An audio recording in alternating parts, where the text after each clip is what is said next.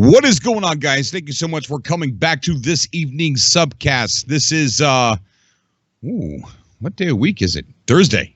It is Thursday, and this is a late night SubCast, which means we're going to be on this for a while. So let's go ahead and get this party started, and we will be right back. Don't forget to call in, and don't forget to use the SpeakPipe, message service, Control V. And there it is in the chat, and we've got an interesting one waiting for us to play, but we will be right back to get this SubCast started. You know about me and what I am, so let's get right to the point. Remember,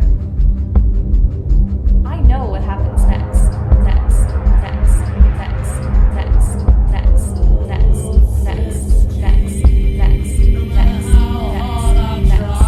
What does it mean? I can't see the crimson eye. Luke 16. No matter how hard I try. What does it mean? I can't see the crimson eye. Luke 16. No matter how hard I try. What does it mean? I can't see the crimson eye. Luke 16. No matter how hard I try. What does it mean? I can't see the crimson eye. Our demise is upon us forever. Prophecies have foretold the destruction of our universe. I encourage all travelers, interlopers, nomads to repent our sins and embrace each other in this trying time.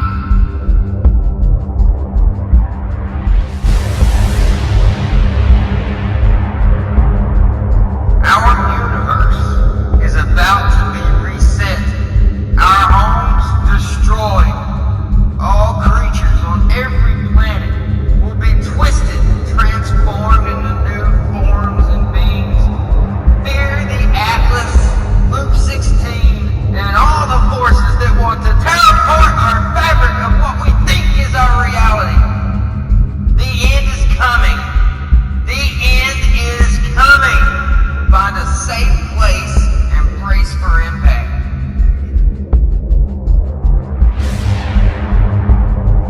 I hope we're all the same after the great reset. Welcome to the Church of the Atlas. I'm glad you have all gathered here today to preach about our Savior and the Creator of the simulation. We all gather here today to praise the Atlas and whatever may be coming our way, whether it be a reset or an overhaul. Let's go ahead and get things started, shall we? To all travelers, interlopers, traders, and farmers, explorers, bounty hunters, pirates, and you special, strange, glowing entities out there. Viking, Korvax, and Gek. May the mighty Atlas allow my voice to fall upon every strange ear, and that this holy space transmission reaches every galaxy and dimension. Tonight, we are broadcasting from an undisclosed area of the Euclid Galaxy, somewhere deep in space. This is the late night show on Cobra TV. Call in tonight and let's make contact.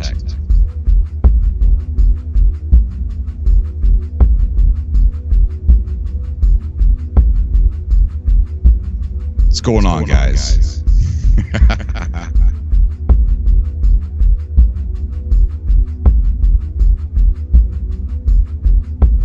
We got that echo going.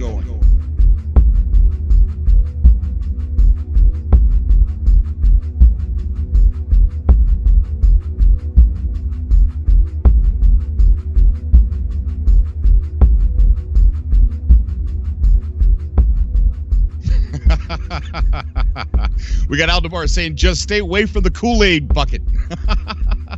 What is going on, everybody? Spellcheck says he's scared. Crossfire stoked to finally make the show. Cobra, bro. You guys are awesome. You guys are so awesome. Gonna get the show started tonight.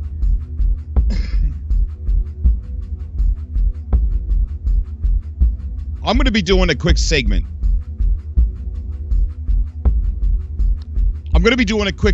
And this, I don't want my show to turn into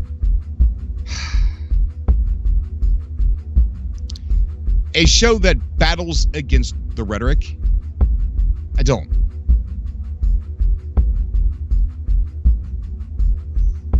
But I got to say something at least once, and I'm going to record a segment here. It's going to go into a separate video by itself. That's it. Once I say it, it's done. It's over with. And then I'm going to move on from it.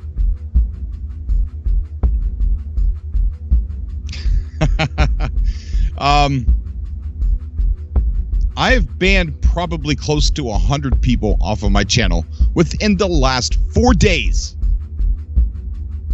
4 days of people calling me the N-word, people making homosexual jokes towards me. Why? Why? What is wrong with you people? I'm not going to let this last long. Okay? Just going to say what I want to say. I'm going to move on. And then we can have a nice subcast, just like we always do. We can talk about what's next.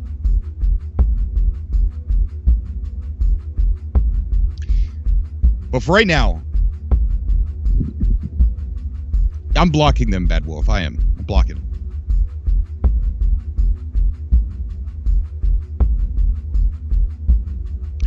Now, I've noticed something. I've noticed that when I show them the video of Sean Murray stating that everything would be there in the game when the ships, they never respond back. Well, maybe 0.1% do. I'm not going to feed them. I'm just going to... this isn't feeding the trolls, really. This is just me creating a care package, so to speak. If anything, it's education. That's all.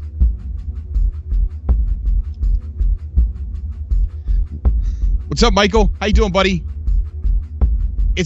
I'm just going to provide a little bit of education.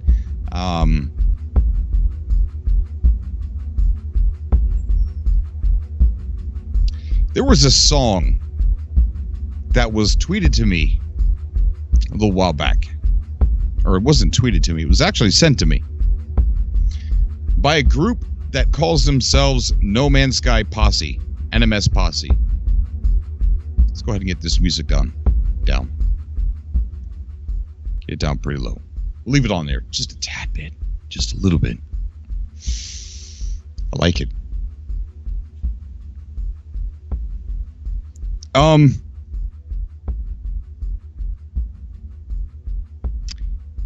But first, I want to go ahead and let's check out some messages that we have from the speak pipe, shall we?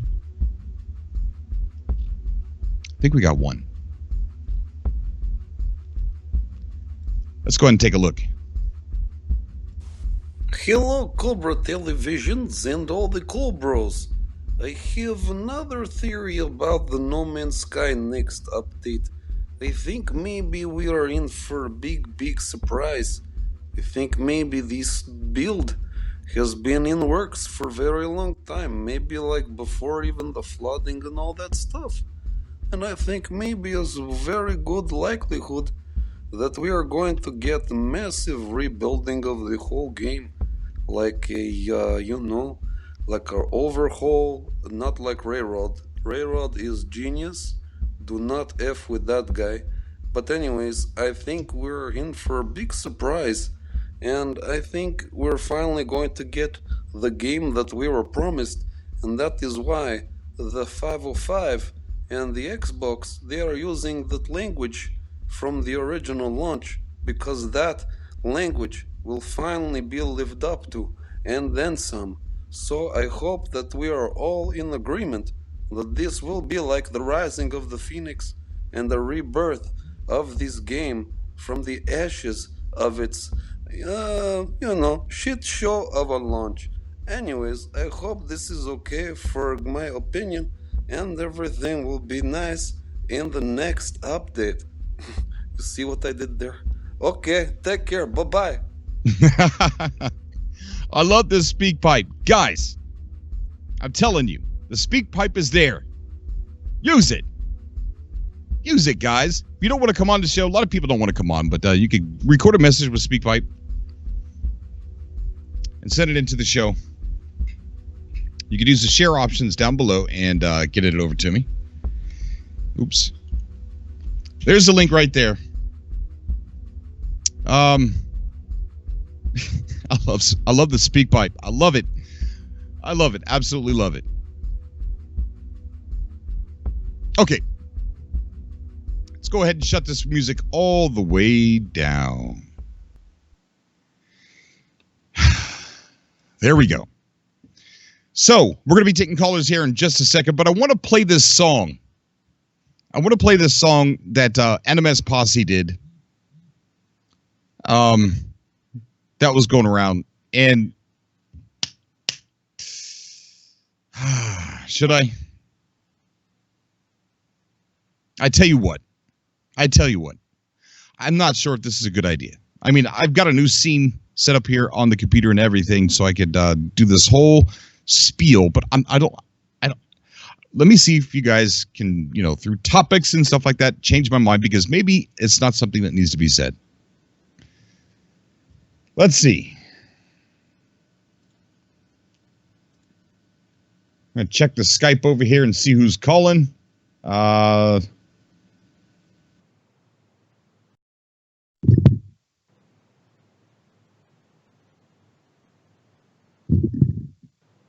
Adam, we're going to be streaming for quite a while, buddy. Jeremy, if you can hear me, I'm trying to give you a call, bud.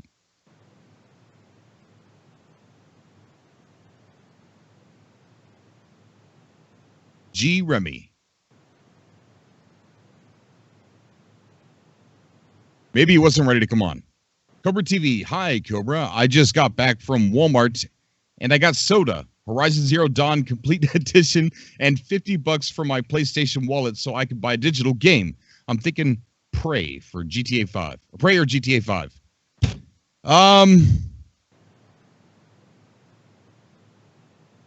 Well,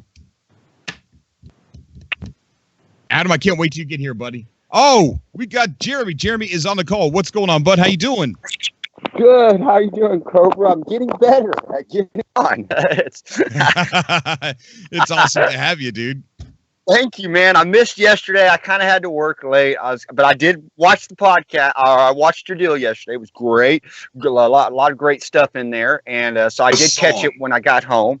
And that was tweeted to me. Let me turn that off. Sorry a about while that. back. Okay. Yeah.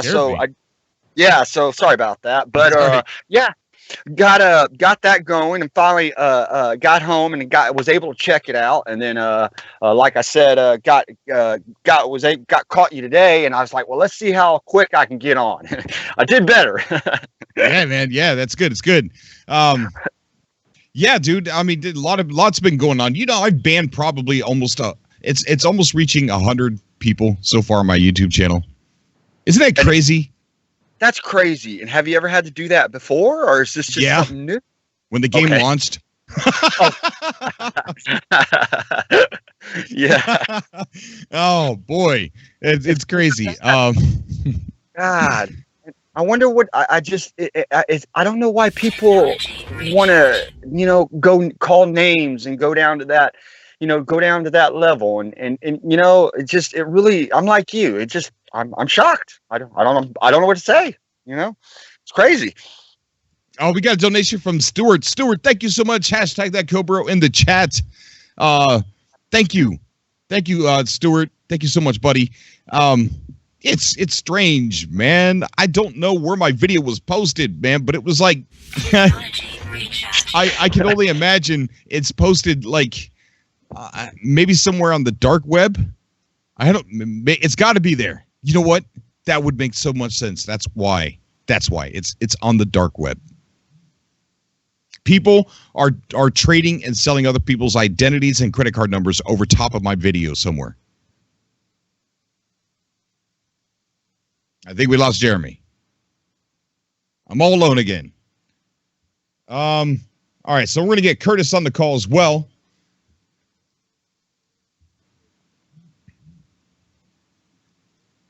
Thank you, Stuart. Appreciate it, bud. I really do. Oh, we got Curtis on the call. Curtis, what's going on, bud? How you doing? Not too bad, Cobra. What are you up to, man? Oh, nothing much, man. You coming on to save me? Well, yeah, I'm going to tell you what. I have a message. For all the No Man's Sky fans out there, I wish them live long and prosper. But for all those haters out there, I wish them live short and be poor. Yeah, and the thing is, and I don't want people to get confused, somebody who don't like the game, that's not a hater. That's just somebody who doesn't like the game. It's just like, right.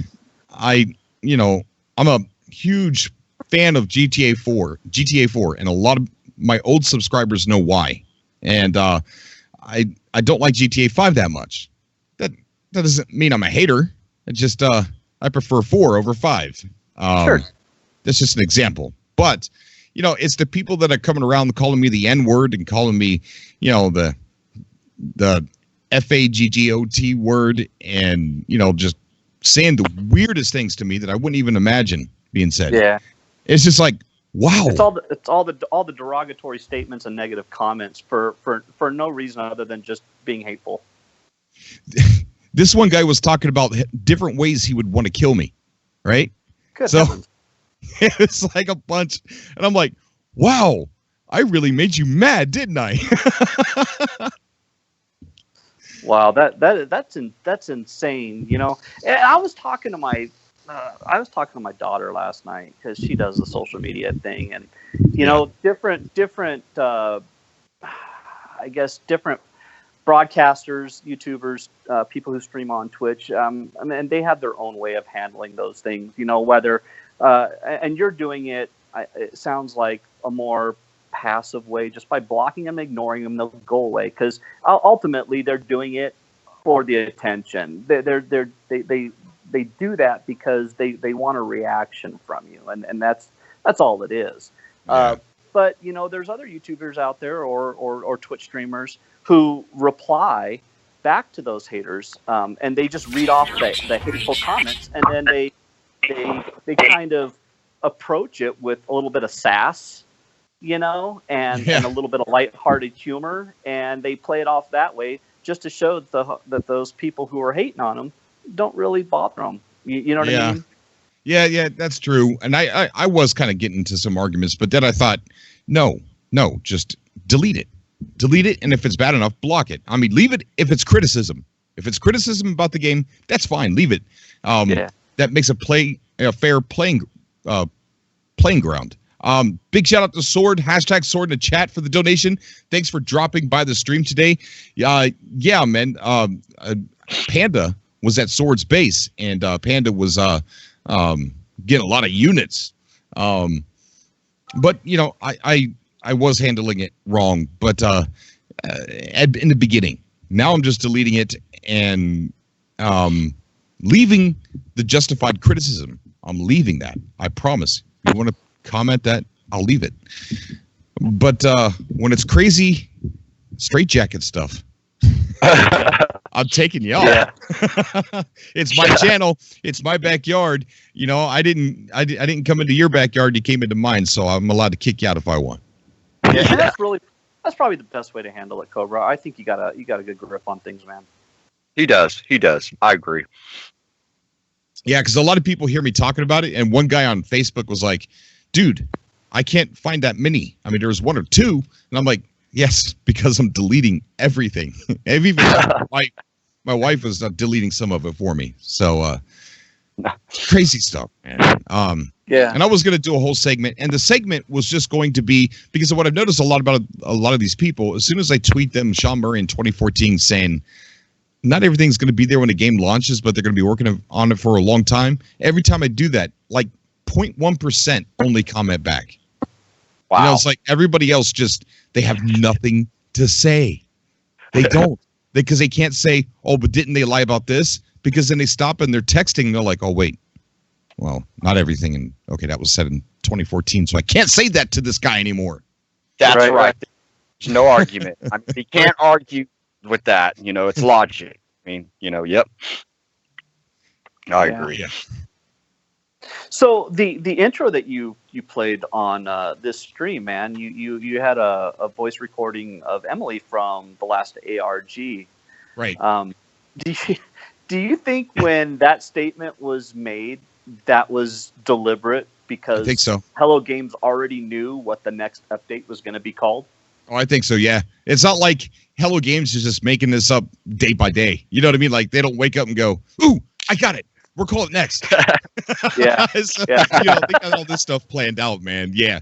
Yeah. And the ARG is very well planned out. I mean, look at how much went into Sean Murray making the announcement that there was going to be a leak. Look at all those hoops we had to jump through in the ARG just to get to the point where Sean Murray said he was going to make an announcement. Yeah. So this is all very planned out. Leak? Bullcrap. It's not a leak. That was all planned, and that was planned leak. Right. Yeah.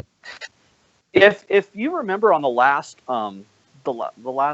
see, I didn't make your daytime stream because I was at work. I really wanted to come on. I wanted to chat with you guys. I really enjoy being able to have a conversation and talk about, you know, speculation in the ARG and stuff. But I was working. I got wrapped up, and I just couldn't make the call. But a few more streams before that, we talked about the ending of the ARG, and you did make a comment this evening that you think that by the time next launches, this is it for the ARG. But the ARGs, and I believe that too, I think at some time they kind of have to draw a line and say, like, you know, this is enough, we're done. We've told the backstory to this, now let's progress forward. But the ARG has been a really good way to advertise No Man's Sky, and it has got a lot of good, consumer base, a good following, a really huge following behind it. Do you foresee maybe Hello Games in the future doing an ARG on stuff to come out in the future? You know, they've got backstory now; they're doing stuff that's yet to be seen. I believe that this could be something that they'll revisit again, but I've said a couple things sometimes that has gotten me in trouble with Hello Games. Yeah. So I'm gonna I have a theory based on certain things that were said to me, and I don't want to screw anything up. But here's how I'll put it. I was reaching out to do to get some interviews for the No Man's Sky Con, right? Mm-hmm. Jackson. Now, I have a chance to interview somebody. It's not Sean Murray, right? I'm not going to say who it is yet. Just oh God, I'm excited just by you saying that. Hashtag the Geeky Pikachu in the chat. May the guardian of the worlds watch over you. May he watch over us all. Hashtag that Cobra. Thank you, buddy. Technology recharge. Yeah. Thanks, man. So this interview had to go through Sean. Like, it had to be approved, right? And take this however you want it, but I was responded back with, okay, the interview's a go. We could do it. But because of NDAs and things like that, Sean Murray wants to keep radio silence until after the update. Now, they haven't broken radio silence ever. Right? Right. And that was either just him just using slang, industry slang, trying to make it sound interesting or whatever that, or they really are going to be able to break radio silence after this update. And that's what makes me believe that this ARG is going to be completely over. Oh, gotcha.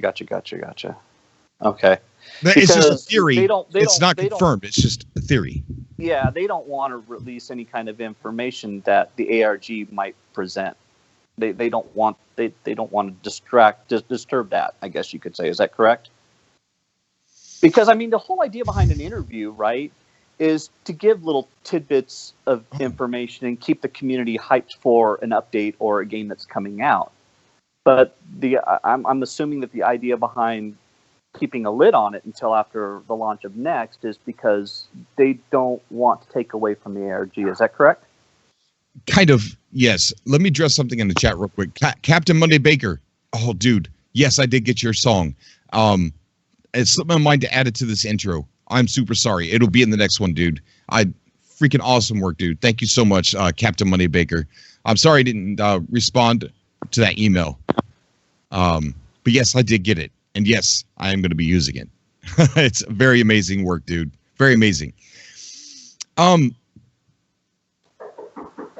the ARG, it never ended, even when Waking Titan, the first season, was done. It was just kind of waiting for the second season. It was to be continued. So radio silence was never broke then. Radio silence wasn't broken until after the landslide of, hate started. Then they broke, and then they started radio silence. I'm sorry. They started radio silence. Now, this is either an indication that either one, ARG's over, or two, they're very happy with this final product that they can actually come out and start talking again. That's how I took it. But like I said, it could be just industry slang.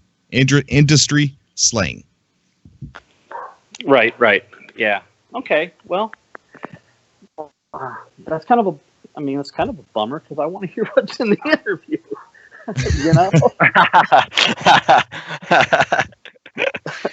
Well, you will, but it won't be until after the update. Right. Yeah. So, also, some more good news is that the Atlas passes are being sent. They showed me the picture of the envelope, and they're on their way, and I'll be able to start, planning out how we're going to be giving those away. So I'm super excited for that. But, it took them forever. Oh, man. It's exciting. It's all exciting news, and one thing I want to throw in there is that, this to me is a family. It's a constellation, like you said, and this is one of the best families I've ever had. Are people, a group of people. I played a lot of games and I've been in a lot of community clans and whatnot, but I tell you what, everybody here is close knit, and everybody's, really excited about, they seem to be excited about the stuff coming out, and I'm the type of person that, like, what you just told me, that's cool. I'm going to sit here with my fork and spoon ready to feed whatever you give. We got Adam on the call. What's going on? Adam from Keep Calm and Game On just joined us. What's going on, bud? Well, I just got home, just killed the spider on my way inside. I spent like 5 minutes outside my house trying to figure out how to kill this thing because I didn't want to open the door. Finally smushed it with like a package that I got in the mail. And why are you killing a spider? You should have just scanned it and got units. No, well, I don't think I actually killed it. I think I knocked it down and it hid somewhere. I'm like, I'm getting in here. So I locked the door behind me and I'm not going Call back PETA. This guy's killing wildlife. I'm like, I got to make Cobra's show. I got to get inside. So I whacked it down with the package I got in the mail. Oh my gosh. I locked the door behind me. We're the Sentinels when you need them. I know. I'm aggressive when it comes to the show, Cobra. I will move heaven and earth to get on here. You know how I am. But yeah, that's what I did. So I'm here now. I made it. Yeah, you didn't break the package, did you? I did not. Oh, thank God. Hopefully not. Was it somebody else's package and now it's got spider guts all over it? Oh no, I didn't smush it, Cobra. I just swatted it down, and I think it's down. Maybe it's on the package still. I don't know, but I'm in the closet now. Shut the door. I'm okay. I'm in the closet. I'm okay. I had bees in the house all day today. You know? Wow. Yeah. Good. I had the back door open because we were moving stuff in and out, and bees kept flying in and out of the house, and I didn't kill a single one. Wow. Yeah. Scandal. Afraid of bees. I was acting like a sheepdog and herding them out.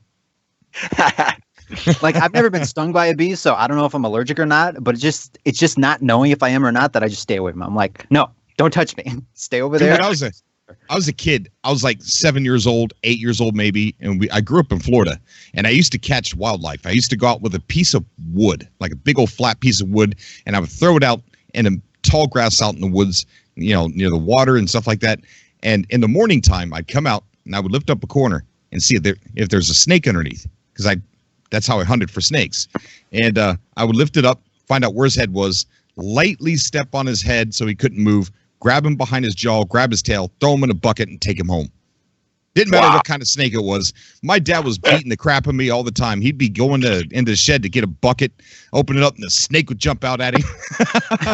But I used to catch bees, and one time I was just curious, man. I let the darn thing just sting me right on my fingertip just to see what would happen. Wow. I did that with the turtle once. I had a pet turtle. I'm like, this probably won't hurt. And he bit me, and man, it hurt. He just wouldn't let go. I'm like, no. He just wouldn't let go. Yep. So when Cobra was a kid, he was out catching cobras. Maybe not cobras, but snakes. Oh, no, not cobras. Hopefully not cobras. Oh. All right. Hardcore. It all makes sense now. Yeah. Yeah, so far you guys have talked about doing that segment, but you know, here's what I highly advise. For anybody that I noticed, Panda was harassed on one of his streams, and whoo, boy, did he go off on this guy, dude! Wow. And so, if anybody's getting that in their comment sections, because I don't know if it's just me because I'm Cobra, or if everybody's starting to see a little bit of a rise in that, but I just get a clip of Sean Murray saying that not everything was going to be there at launch. It's a 40-second clip. I can make it available to everybody, and just link it to them. 9 times out of 10, they don't even say anything back because they can't. Now, what I can't agree that the PR for Hello Games sucked. They had 3 PR guys that did almost nothing in the way of informing the public, anything. And and even though it sucked, I have to come to Hello Games' rescue by saying they did Joe Danger before. Okay, this game that they came out with, No Man's Sky, caught on fire. Like, I guarantee you, more than they ever thought would. You know, I mean, we didn't know what we were looking for until we found it, and it was viral. They didn't know how to handle all the fame. They didn't know how to handle all the interviews. They didn't know how to handle the rush of followers, the harassment for release your game. You know, they didn't know how to handle all that stuff. So, and experienced on the PR side, they just didn't know what to do. He even admitted when he was asked about pre-orders, and he goes, yeah, maybe we should be doing that. I don't know. I don't really, just working on the game. That's it. You know, so they were inexperienced in the department of dealing with something that was viral and that they owned. So coming to their defense, but yeah, their PR sucked. It could have been a heck of a lot better. Right. Yeah. But I mean, if you've never dealt with anything like that before, exactly. It's hard to know how to approach it, you know? Mm-hmm. Exactly. Yeah. So it's safe to assume that more haters have came out in the past couple weeks than before, aside from launch, right? Like any other update, was there as much hate following like the updates we've previously had, or is this kind of the most we've had in a while? It's the most I have had in a while, because I made a video talking about the numbers of the consumers that this is going to be in front of is potentially bigger than the first launch, right? I also, in that video, I also talk about the 505 Games text stating that this could either be a big money shot in our eyes, that's in a negative way, or this could be like the big one, the big deal. It could go either way. It's a 50-50 shot based on the text from 505 Games. And I posed a question, what do you guys think? Do you think this is going to go bad, or do you think this is going to go good? And no one's answering the darn question. They're just reading the title and just commenting. Crap. Yeah, most haters, they just read the title and then they just post a comment. Yeah. That's how it works. I changed the title to the video too. I said, it says No Man's Sky, read below. But the thing is, though, if this update is getting that type of feedback, I mean, whether it's good or bad, I feel like, to quote Catwoman in the newest Batman movie, there's a storm coming, Mr. Wayne. There's something happening, Cobra. Okay, big things are coming. The haters can feel it, and they're like, we got to start early. We got to start hating on this game now, because when it comes out, it's gonna shut us up because it's gonna be so great. So it's they got to get a head start. I can't wait for this game to come out. That caller who called into the speak pipe was talking about how he thinks this is the rebirth, the Phoenix. The relaunch, yeah. I don't know if you guys heard that speak pipe message, but a lot of people think that it's going to be that this is the big one. That this can actually be a lot of the things that they weren't able to accomplish, rushing the game. Because I tweeted out an article. I don't know if you guys follow me on Twitter, but I tweeted out a New Yorker article that was written a long time ago, and I didn't understand the significance of the article until after seeing it, how everything came out. But Sean Murray says that pretty much, I'm paraphrasing because I don't have the article, that No Man's Sky was slipping away from him. He was losing creative power because Sony was trying to figure out new ways to market the game. And he said one of his biggest fears is he had to just release it because of the momentum of the hype and because of Sony. Yes. Came out of Sean's mouth. I mean, because he was losing creative control because he probably didn't want them to market the game like Battle with Friends, Deathmatch, No Man's Sky, Battle Royale. You know what I mean? Who knows what Sony was trying to tell him? You know what I mean? But yeah. Sounds like you wanted to keep the authenticity of the game. And I don't know, is Sony even are they I know they're a corporation, but are they a legit publishing company? Are they anything like 505 Games where they just specialize, a branch of them just specializes in publishing? Or was this just kind of like a deal that, Sean Murray made between them and Sony? Yeah, because I don't know, because I mean, if they're if they're a legit publishing company, then and we've had this discussion before, I'm sorry, Sony did a really crappy job publishing for Hello Games. Yes, indeed. And to be professional and claim that you're a publishing company, that's poor business.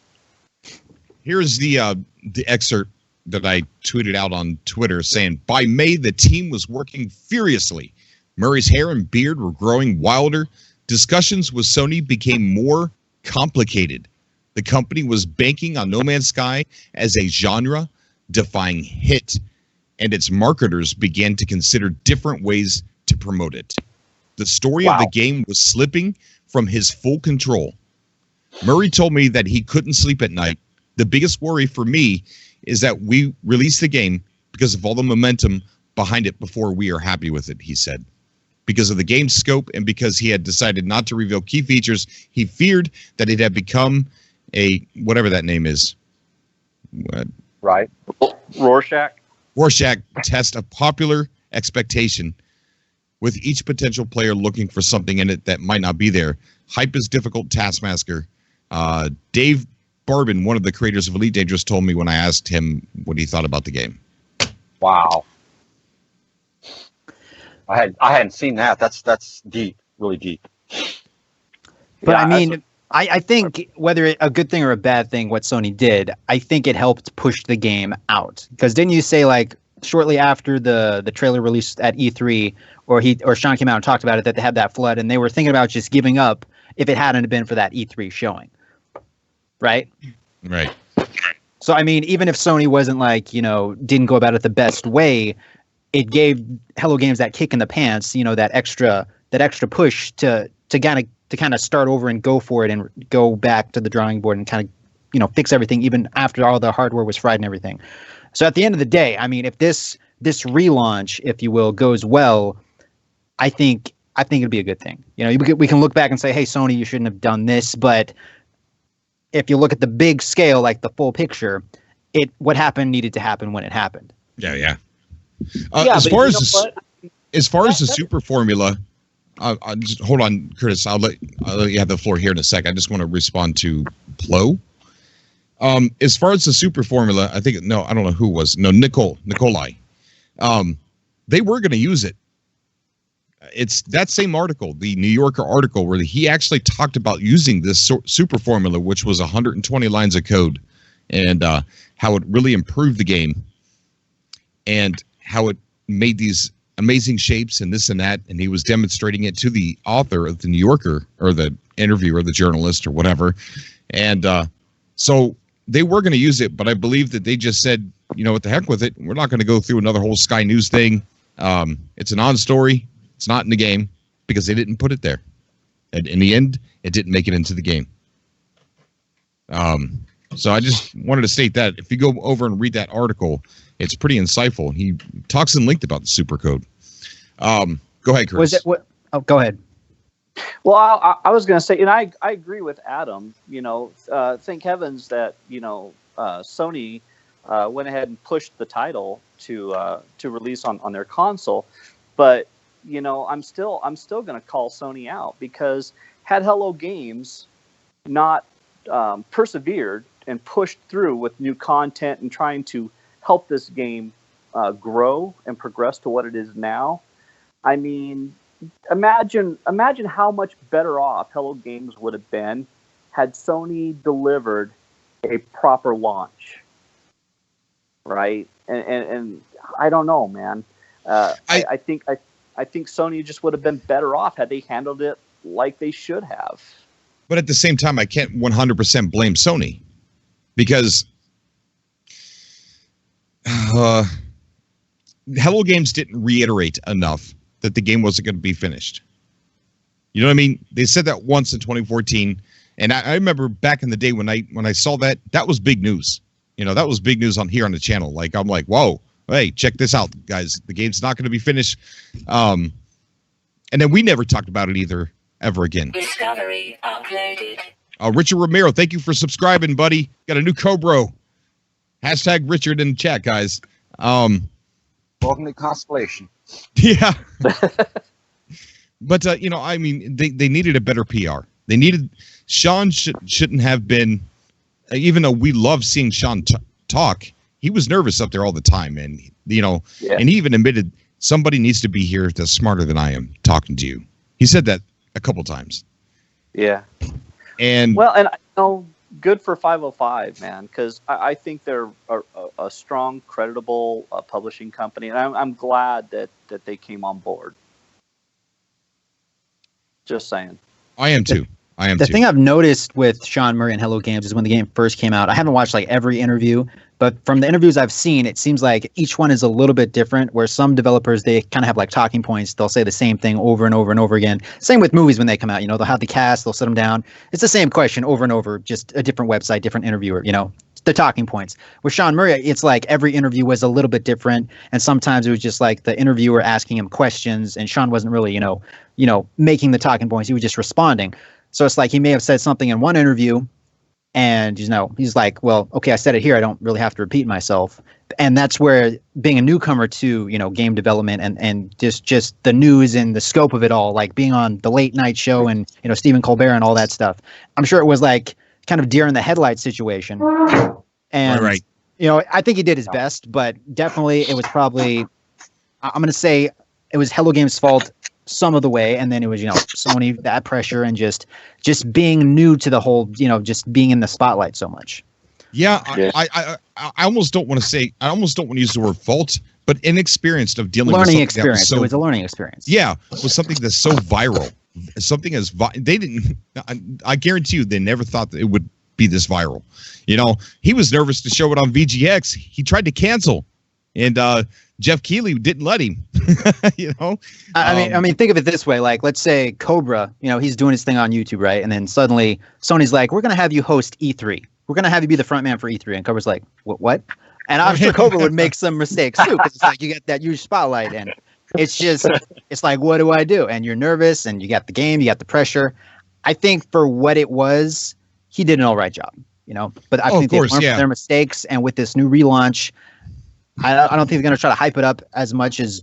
Well, I don't think they really hyped it up the first time. It kind of just snowballed after we saw the trailer and all that stuff. They did a couple of E3 events and a handful of interviews. That's it. You know, we're the ones, that were hyped. We were excited for it. We weren't saying stuff like, oh, we're going to, be able to do this. We're going to be. We said we wish we could. We know we can't, but we wish we could. It's crazy how much something can get spun in a different direction. Like for example, when Just Jared made the Say Hello movement, right?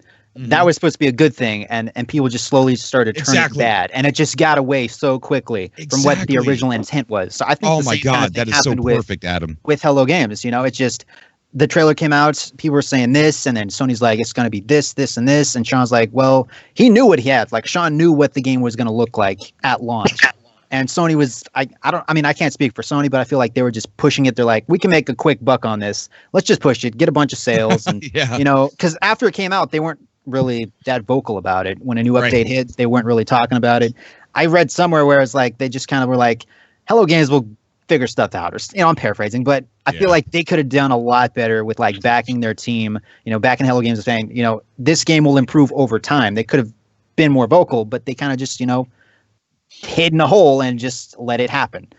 But it's so easy for the internet and just the fans and the haters to turn something so on its head, just like the Say Hello movement that Just Jared made. So Plo617's right. He says that No Man's Sky needs a face, and Sean Murray as the face of the game, the spokesperson of the game.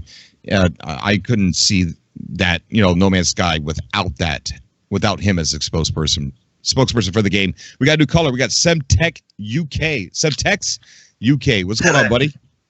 Hey, thanks for having me on. It's awesome to finally speak to you guys. I've been a long-time subscriber, so yeah, really nice to meet everyone over the interwebs. Awesome. Hello, friends.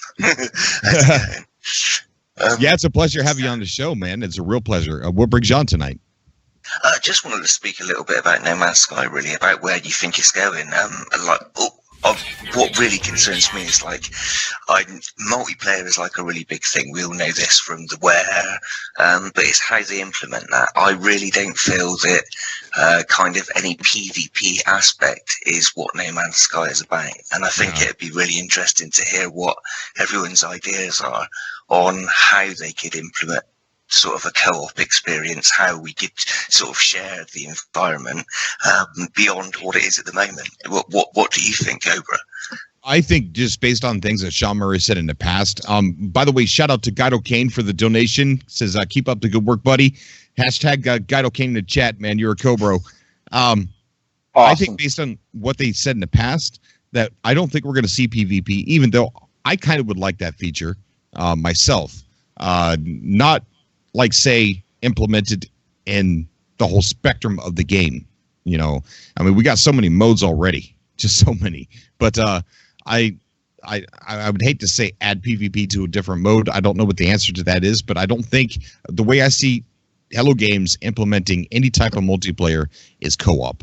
Kind of what you see, what's going on in Astroneer, where you got people working together, exploring together, doing things in Astroneer together. That's kind of how I see what would happen with implementation of multiplayer co-op in No Man's Sky. Now, so kind of a little bit like Ark Survival, a little bit more of a sort of a shared experience than something you necessarily, something similar to that. Well, they got multiplayer in it now. It's a shared experience. We can see each other as orbs, and we've got that. So all they got to do is give us avatars and fix the instancing to where we're all in the same time. Because sometimes it'll be daytime for me and nighttime for you, when we're there together at the same exact time. And there might be an animal in front of me. More of a shared experience. Yes. That way we're in the same instance, not just seeing each other. Also, what I found was kind of strange, is really strange. And when we had the portal meetup and we were taking our pictures, I put it in photo mode. And the whole game paused, everything, because you're in photo mode. But everybody was still moving. I thought that was kind of strange. Yeah, all the orbs, everyone was still moving around, but the game was paused in photo mode. Hey, I got a question, Cobra. Cobra. When I was first, playing the game and finding out they had added the orb stuff and all that, I went to some hubs to go try to see some people, and I did. And the thing I noticed at the time, and maybe it was just me, or maybe they took it out, or maybe it was in there at one time. I don't know. Somebody can correct me on here if I'm wrong. But and maybe you can today, because I haven't seen it in a while. But I had saw a couple of other people's ships. Now I don't, what I'm saying? Their ship that they were flying, their starship that they land on the planet. Now I don't know if that is possible in the game, or if that's even conceivable, if that ever happened. But I swear there was a time that me and another live person crossed paths in the atmosphere of a planet as we were, and we actually chased each other around. It wasn't an AI. Now, I don't know what happened there. I don't know if that was something that was in it. And I'm not making that up neither. So. That's crazy. I mean, it was crazy, and it was actually with one of the streamers, a big streamer, the other guy. He used to come on your show a while back. I'm trying to think of his name. I can't remember his name, but he has a show, and that's who I crossed paths with, and he saw me too, and it's actually in his video.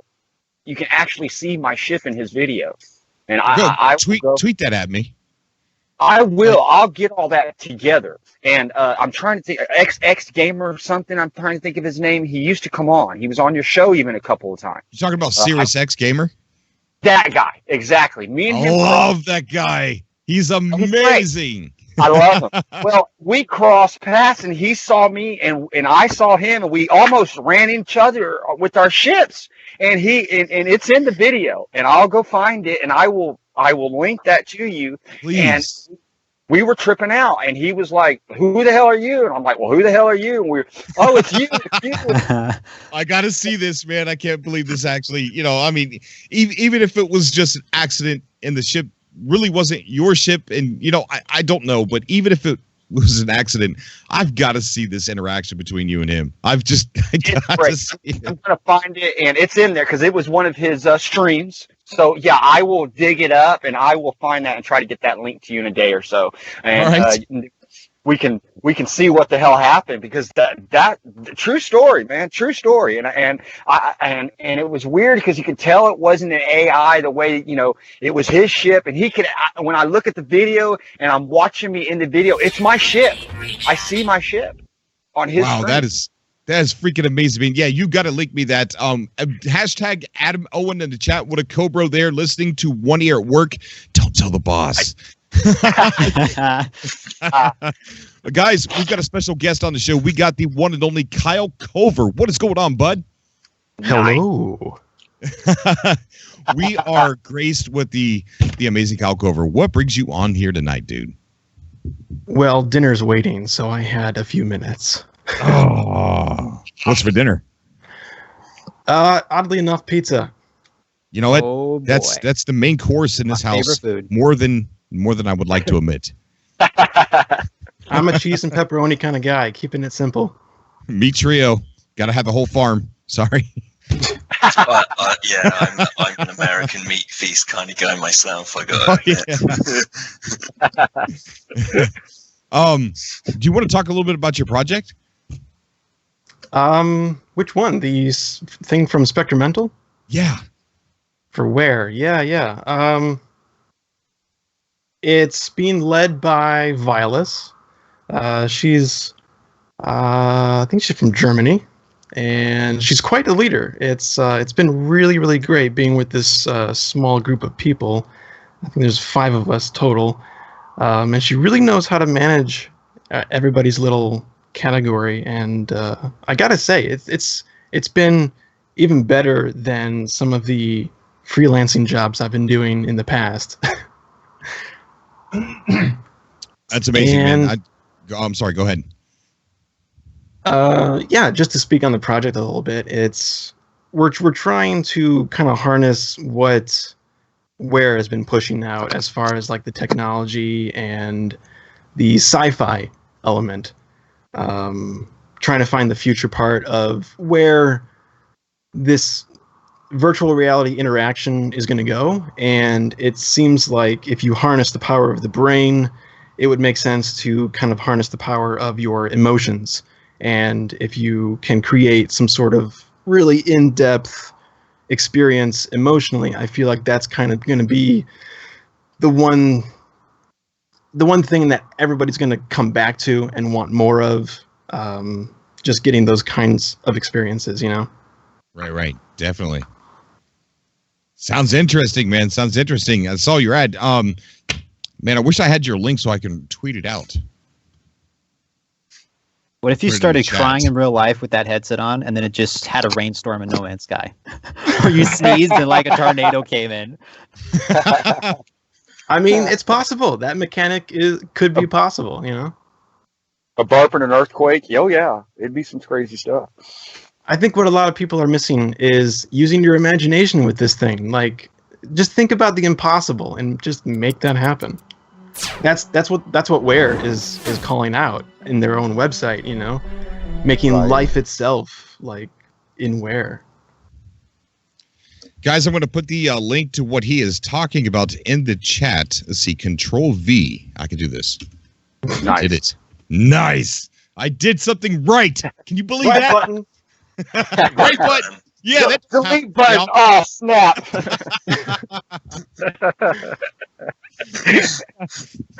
Everybody click on that link. It's not a virus. It's actually it's the trailer. I've heard that to before. what Kyle's talking about. So definitely check that out. Right? How many times have I heard that right in my life? God. It's like, you just won $1 billion.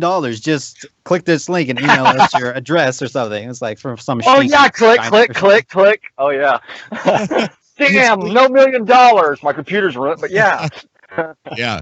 I don't know. Let me ask you guys your opinion. Does it looks like Arnaud, or whatever the heck his name is, it looks like he won a dev kit. Am I right or wrong in thinking that?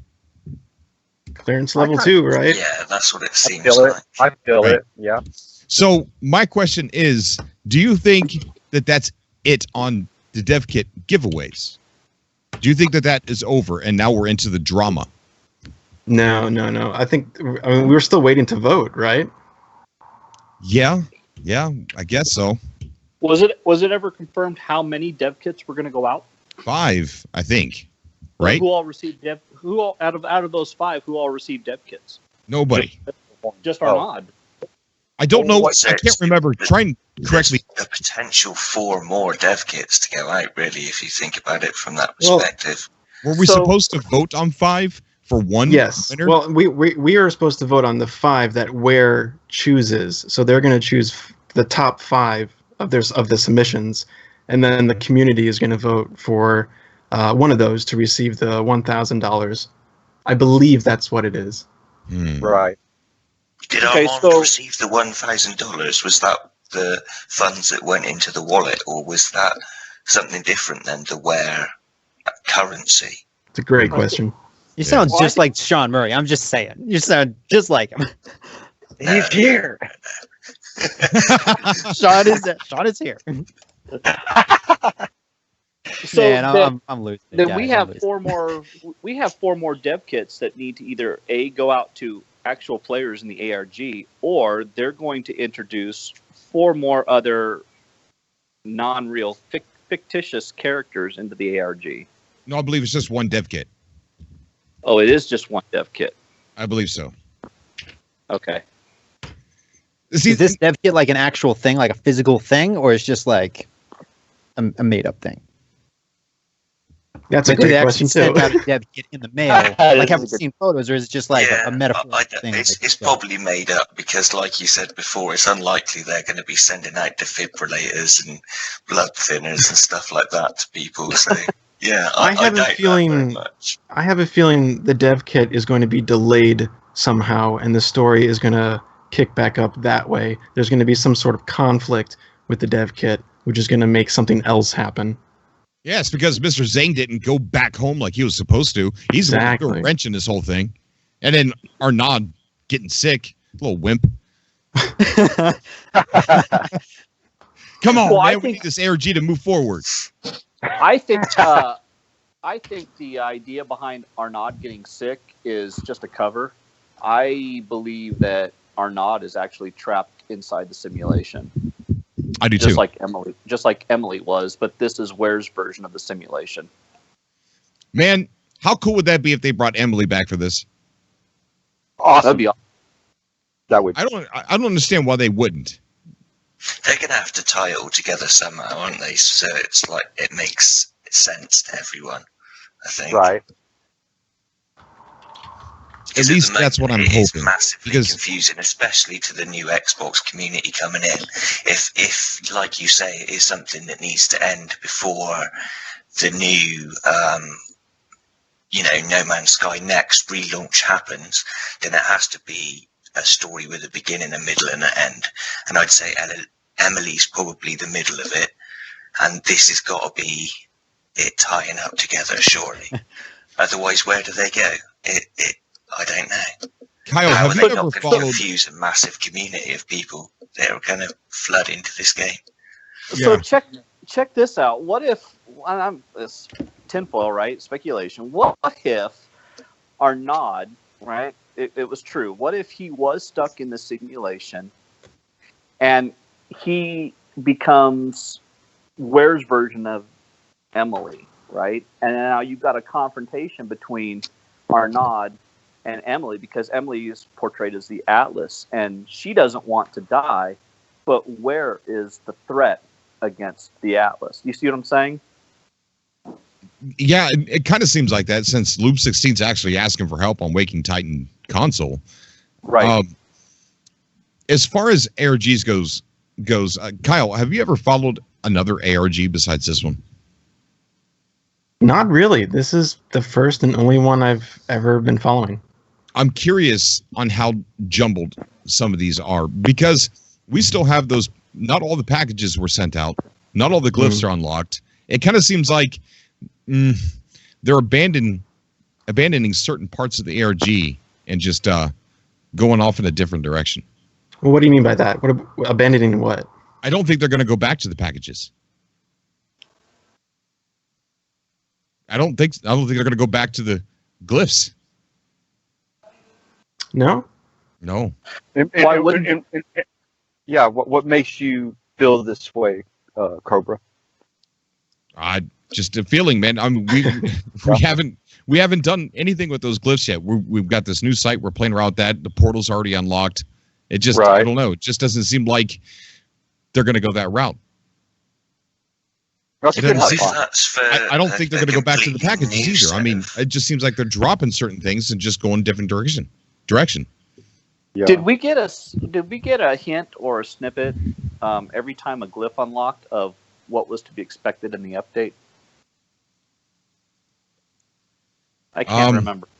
Yeah, what kind of with those pictures of the ships and things like that. The ships, nothing real. Because like one of them represented like the little Brontosaurus looking character, another one represented like the butterfly, and another one and every time we unlocked something like that, for some reason, I thought we always kind of got a little closer of an idea of what to expect or an idea of what was coming out in the update. It led to something, did it not? Or am I mistaken? Because I'm thinking that if they did bring the glyphs back and that were true, then every time, maybe we just haven't reached that part of the ARG where those are necessary to implicate You know what I mean? Yeah. Like maybe we just haven't reached that point in the ARG yet to where those are actually going to be coming back into play. Very true. And on second thought, if they're going to be running this ARG all the way until June or July, maybe they will be going back to glyphs. I don't know. Are you guys reading the chat? It's freaking hilarious. What is it? What's going on? Everyone says Sean Murray's in the call. I'm not the only one saying it. Wait, who do you think sounds like Sean Murray? Go ahead and speak. Okay. I don't know his name. He was like the person before last, the pop did. Is it the Sam Tex guy? I think so. He's in the call. Sam Tex, say something. Yeah, you. Yeah. You sound just like Sean Murray. Everybody in the chat saying it too. I'm definitely not Sean Murray. If I was Sean Murray, is this the way I would break my radio silence after? Oh my God, you do sound like Sean Murray. Hidden Panda Show. This is what Hidden Panda Show in the chat. She said, Cobra, why don't you ask Sean if he's on Skype with you? If that's not Sean Murray, I'm a thin gypsy named Betsy. So it sounds just like Sean. We should do a mock interview. Maybe I can do your Sean soundboard for here on in for alternative facts, Cobra. Just like a fake news show where you interview the fake Sean. It's like, what's in this new update, Sean? It's like, well, like I'm Sean's cousin. I know some things, but not everything. This propaganda. Oh, I love it. Kyle, what's your prediction on the ARG and where they're going to go? Because I'm just guessing over here. Right. I think that's what we're all doing, but that's all you can do, right?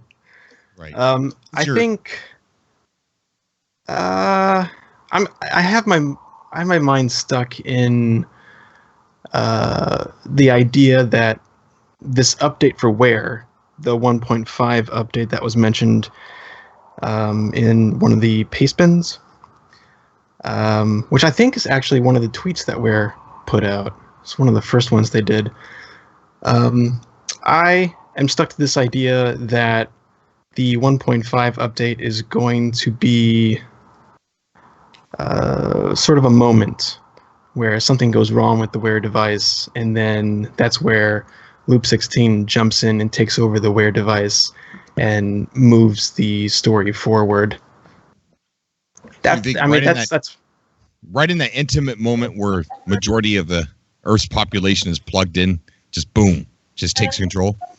Yep. And then from there, it's either like a Matrix thing where she's using the human body as a battery, or it's more of a trapping people.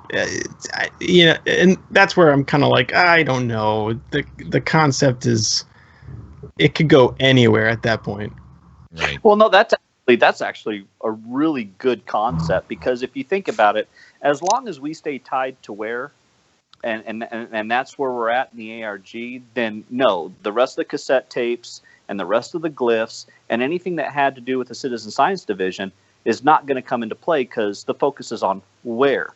So if Emily takes over Where and the Atlas starts to control that, then Allison Smith would be able to incorporate what all that other content that we're missing right now. But the big question is, does the Atlas Foundation control Loop 16, or has she gone rogue? We don't really know, because Elizabeth doesn't really say. She says there was a hiccup with Superlumina, but that's about it. Like, I mean, it says in the story mode that the Atlas starts essentially going insane, and it scans its creator. It's its last request essentially before it breaks down is to scan you, the creator, which is, and then you see all the stuff as well with the reflection in the glass. When the creator approaches the Atlas for the last time, and that's kind of the last little bit of information you get in the space station. In the Atlases, when you walk up, not the Atlases, the strange entity that appears in space, the anomaly, that you go through the door, you walk up to the big black machine, and that's kind of the last message it gives you on repeat, is that it sort of scans you, which is kind of, is that the first person to use the Where device? that starts the cycle. Maybe that's the very beginning of what's to come. And maybe that's sort of setting the precedent for next, and why they need to tell this story before next comes. So that it's kind of the beginning going forward. Because otherwise, how are they going to tie it together so that all of the Xbox people and the Tencent population that come to the game, because that's such a huge market compared to what it's already had so far. I don't think it's really that necessary, is it? Because you have the story in No Man's Sky that's its own story, and then you have Waking Titan, which is the origin story, which are two like separate stories. You could live either or, and they are their own thing.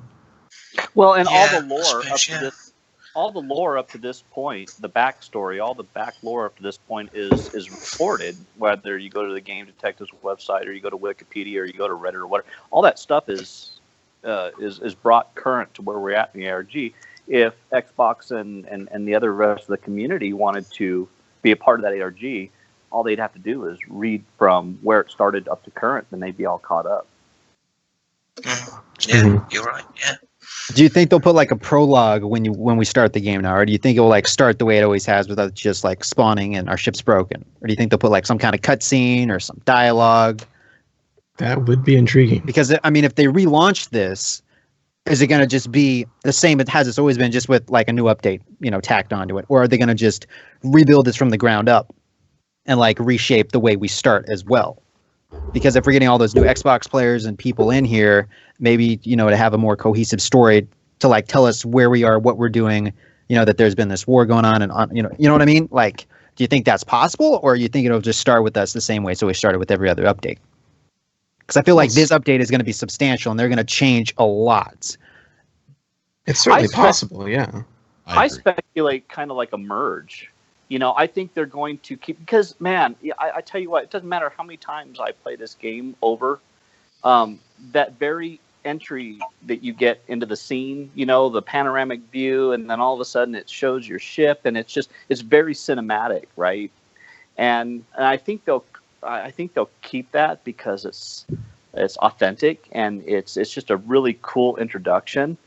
But they've already changed a little bit of the gameplay mechanics when you first start, because when you talk to that big that piece of tech that's a sphere, it reacted different, and when you enter your ship, it's a little bit different, because now it started pinning quests to the corner of your screen.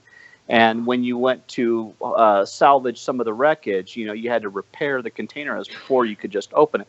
So I think they'll keep the introduction the same, but I think you're going to see a huge change once you have control of your character and you start playing the game. I don't think it's going to be exactly like it has been in the past. Why do you guys think they mentioned Herc and Null? Now, I'm sorry. Maybe it's referencing Sony. Are you serious? I don't know. That gets funnier the more I think about it. Yeah. Was that mentioned as part of the ARG, Herc and Null? No, it's part of the lore. It's part of the lore inside the game, but they also, I don't know, they brought it up for some reason. I still don't understand why. I know Kyle did a piece on that, and it's an amazing segment to one of his videos too. Lots of on-screen graphics and things like that. So good work on that, bud. Thanks. What did you other than what you just said, what did you gather from that? Why do you think they brought that up? You're talking to me? Yeah, Kyle. Okay. Talking to me? Talking to me? Did I stutter? No. We're constellation guys. Everybody calm. I'd actually have to go back and watch my video because I don't remember. Oh. This is why I create the videos. My memory is not that great. Mine isn't. Mine's horrible. And all the stuff from Waking. People ask me stuff from before, and I'm like, I don't know. Here, let me It's in my look up notes that here video. somewhere. Yeah. Oh, wrong button. Yeah. Damn, delete again. Do you guys think we'll get a third-person view? Like whether it's like, you know, from like the character's point of view or like a ship's third person. I would like ships, but not person. But I think yeah, the ships. I could see something. I mean, the option should be there for people that that want to do it. But I just ever since No Man's Sky, I used to hate first-person games. But No Man's Sky, like playing it all the year, the year and a half that we've been playing it, I've got like these memories in my head, these pictures of like places that I've been that when I remember back, my memory is a first person view of it with no character in front of me. So it's almost like, and I know this sounds stupid, but it's almost like a memory. You know what I mean? It's almost like something I've seen with my eyes. And I think that's really cool about first person. And No Man's Sky changed my, opinion on first person games. What if we're like taking a photo? Nice Can we to like have turn the option camera around in and look at camera ourselves and mode. get us in the photo, Yeah, like a that would be selfie? cool. Or so that you take silhouettes against the background with mad planets and your character sort of silhouetted on top of a beautiful landscape. That would be amazing. That would be cool. You know? The biggest feature Adam wants is a selfie feature. I didn't say that. I'm just saying. I mean, if we turn the camera around and we have player models now, we got to see ourselves, right? Unless they're just like... All right, Hello Games. Adam wants selfie features. selfie. Give us selfies, selfie stick. Filters, everything. Oh, yeah, you gotta add that selfie stick in there, so that way you can take a selfie with a perfect sunset. The of little two Snapchat suns. like emotions with like the dog ears and everything. I want it all. Next I to want the it all. creature you just killed. We got Panda from the Hidden Panda Show on the show. What's going on, bud? Panda. Not much, Cobra. Just a little shy on this call right now. Why? Here it comes. Just we got Sean Murray on the call, and I'm just really excited. Say hi, Sean. Go ahead, buddy. Sean, I just wanted to ask you what feature are you most excited to have added to No Man's Sky next? Oh, well, just variation, really. Variation. I can't believe you guys didn't notice. Like as soon as I heard his voice, I'm like, "This is Sean." Oh my god! Like him. I feel like I'm watching an interview. Maybe Sean is a clone. He has a clone. It's uncanny. I'm telling you, it's amazing. Whenever you talk, man, I just picture Sean saying these things, like sitting in a chair, having an interview with his plaid shirt on. I just picture that. Cobra, guys, my pizza beckons. Okay, buddy. All right, man. Dude, it was an honor having you on the show, man. I do really feel honored. Thank you for coming on. Yeah, it's been great for a little time. I should, I need to find more time. It's always nice to get on and chat. All right, man. Enjoy your pizza, bro. All right. Have a good pizza. All right, Kyle Cobra, guys. If you don't know who Kyle Cobra is, you should. Why don't you go check out his YouTube channel? I'm sure he maybe just type in Kyle Cobra. You'll find him. He's awesome channel. Yeah, very awesome. Panda, what's going on, buddy? Not much. Just playing some No Man's Sky. Yeah. My kid's got my PS4 at the moment.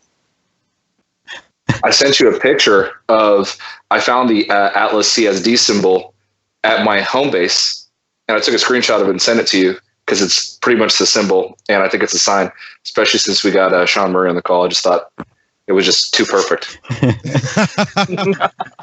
Everyone in the chat's like, this is the interview you were talking about that you couldn't show. We're in the interview.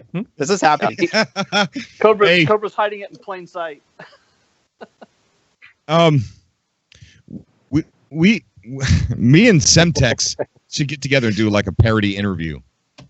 That'd be awesome. I'm 100% for it. That would be awesome. Just like put a disclaimer that says like this interview is just like do not take it seriously. Even that right there sounds just like what he would say, man. Oh my god. In reality, though, I have been a long time subscriber. I've been following you since the build-up. to the game initially. I did lots of streaming and stuff when the game initially came out, and only recently picked it back up. And the difference is incredible. From not playing it from day one for the first initial 2 months to what the game's like now, this many updates in, and having missed all of the in-between, it's really quite vast, the difference. I think they've done so much, and they haven't got the credit they deserve for it at all. And it's such a shame that people are so easily to judge the game on that, that day one kind of release, when they just didn't have time to make it the vision that they wanted to make it. And I think that that's what's been the problem ever since, really, is they just didn't get, with the flood and everything, it would have pushed them back so much. They just wouldn't have been able to put, out the game that you'd really want to put out at that time. Such a shame, really. It really is. I really liked the game when it first came out, though. I did as well. I loved the game. I did too. Yeah.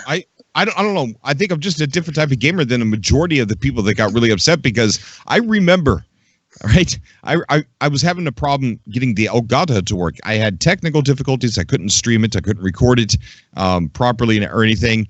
So I was playing it, and I went to the internet. I remember going to the internet, and I saw nothing but fire. Just fire everywhere. The whole Reddit was burning down. My YouTube channel was burning down. There was, you could see the framework of my channel, with charred, iron rods and everything. I mean, everything was just crashing and burning. And I'd go back to playing the game, and I'm sitting there looking at what I was looking at, and I'm like, this is freaking awesome. What is everybody mad about? This is amazing. I've never seen this type of gameplay in a game ever. It was really cool. It was really amazing. It was very confusing to me. Very confusing. Loved day one. It's awesome. Yeah. It's the only game that really asked you to use your imagination. At the time, there was nothing else. They kind of gave you just an open canvas and said, create your own story. And that's what everyone was looking for.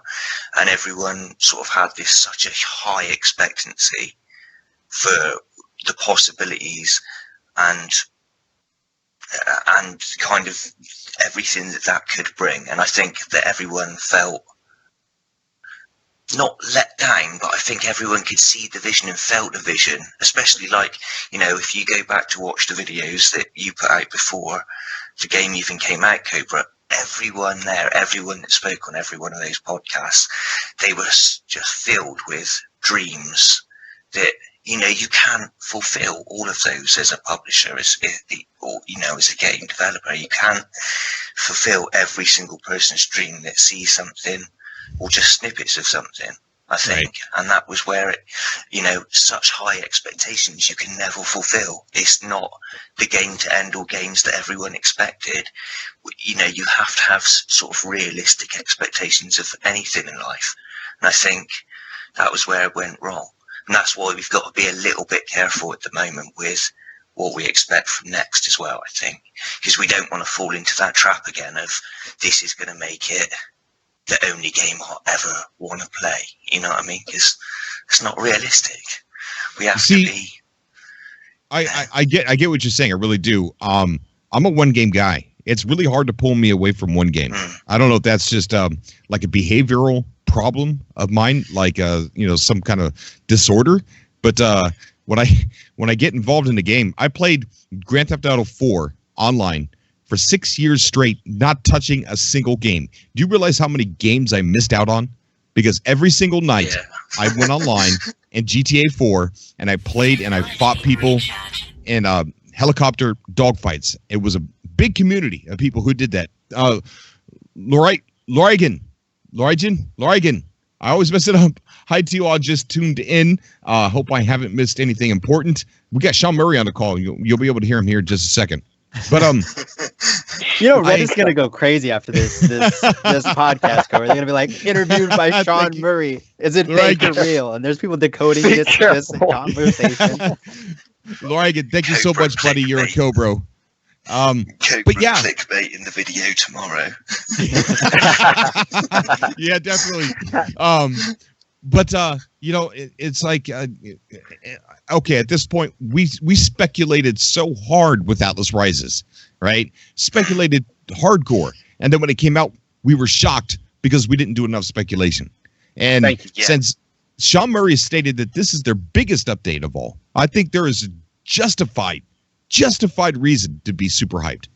I think, don't get me wrong, I think it's definitely, we should all be excited, but I think we've also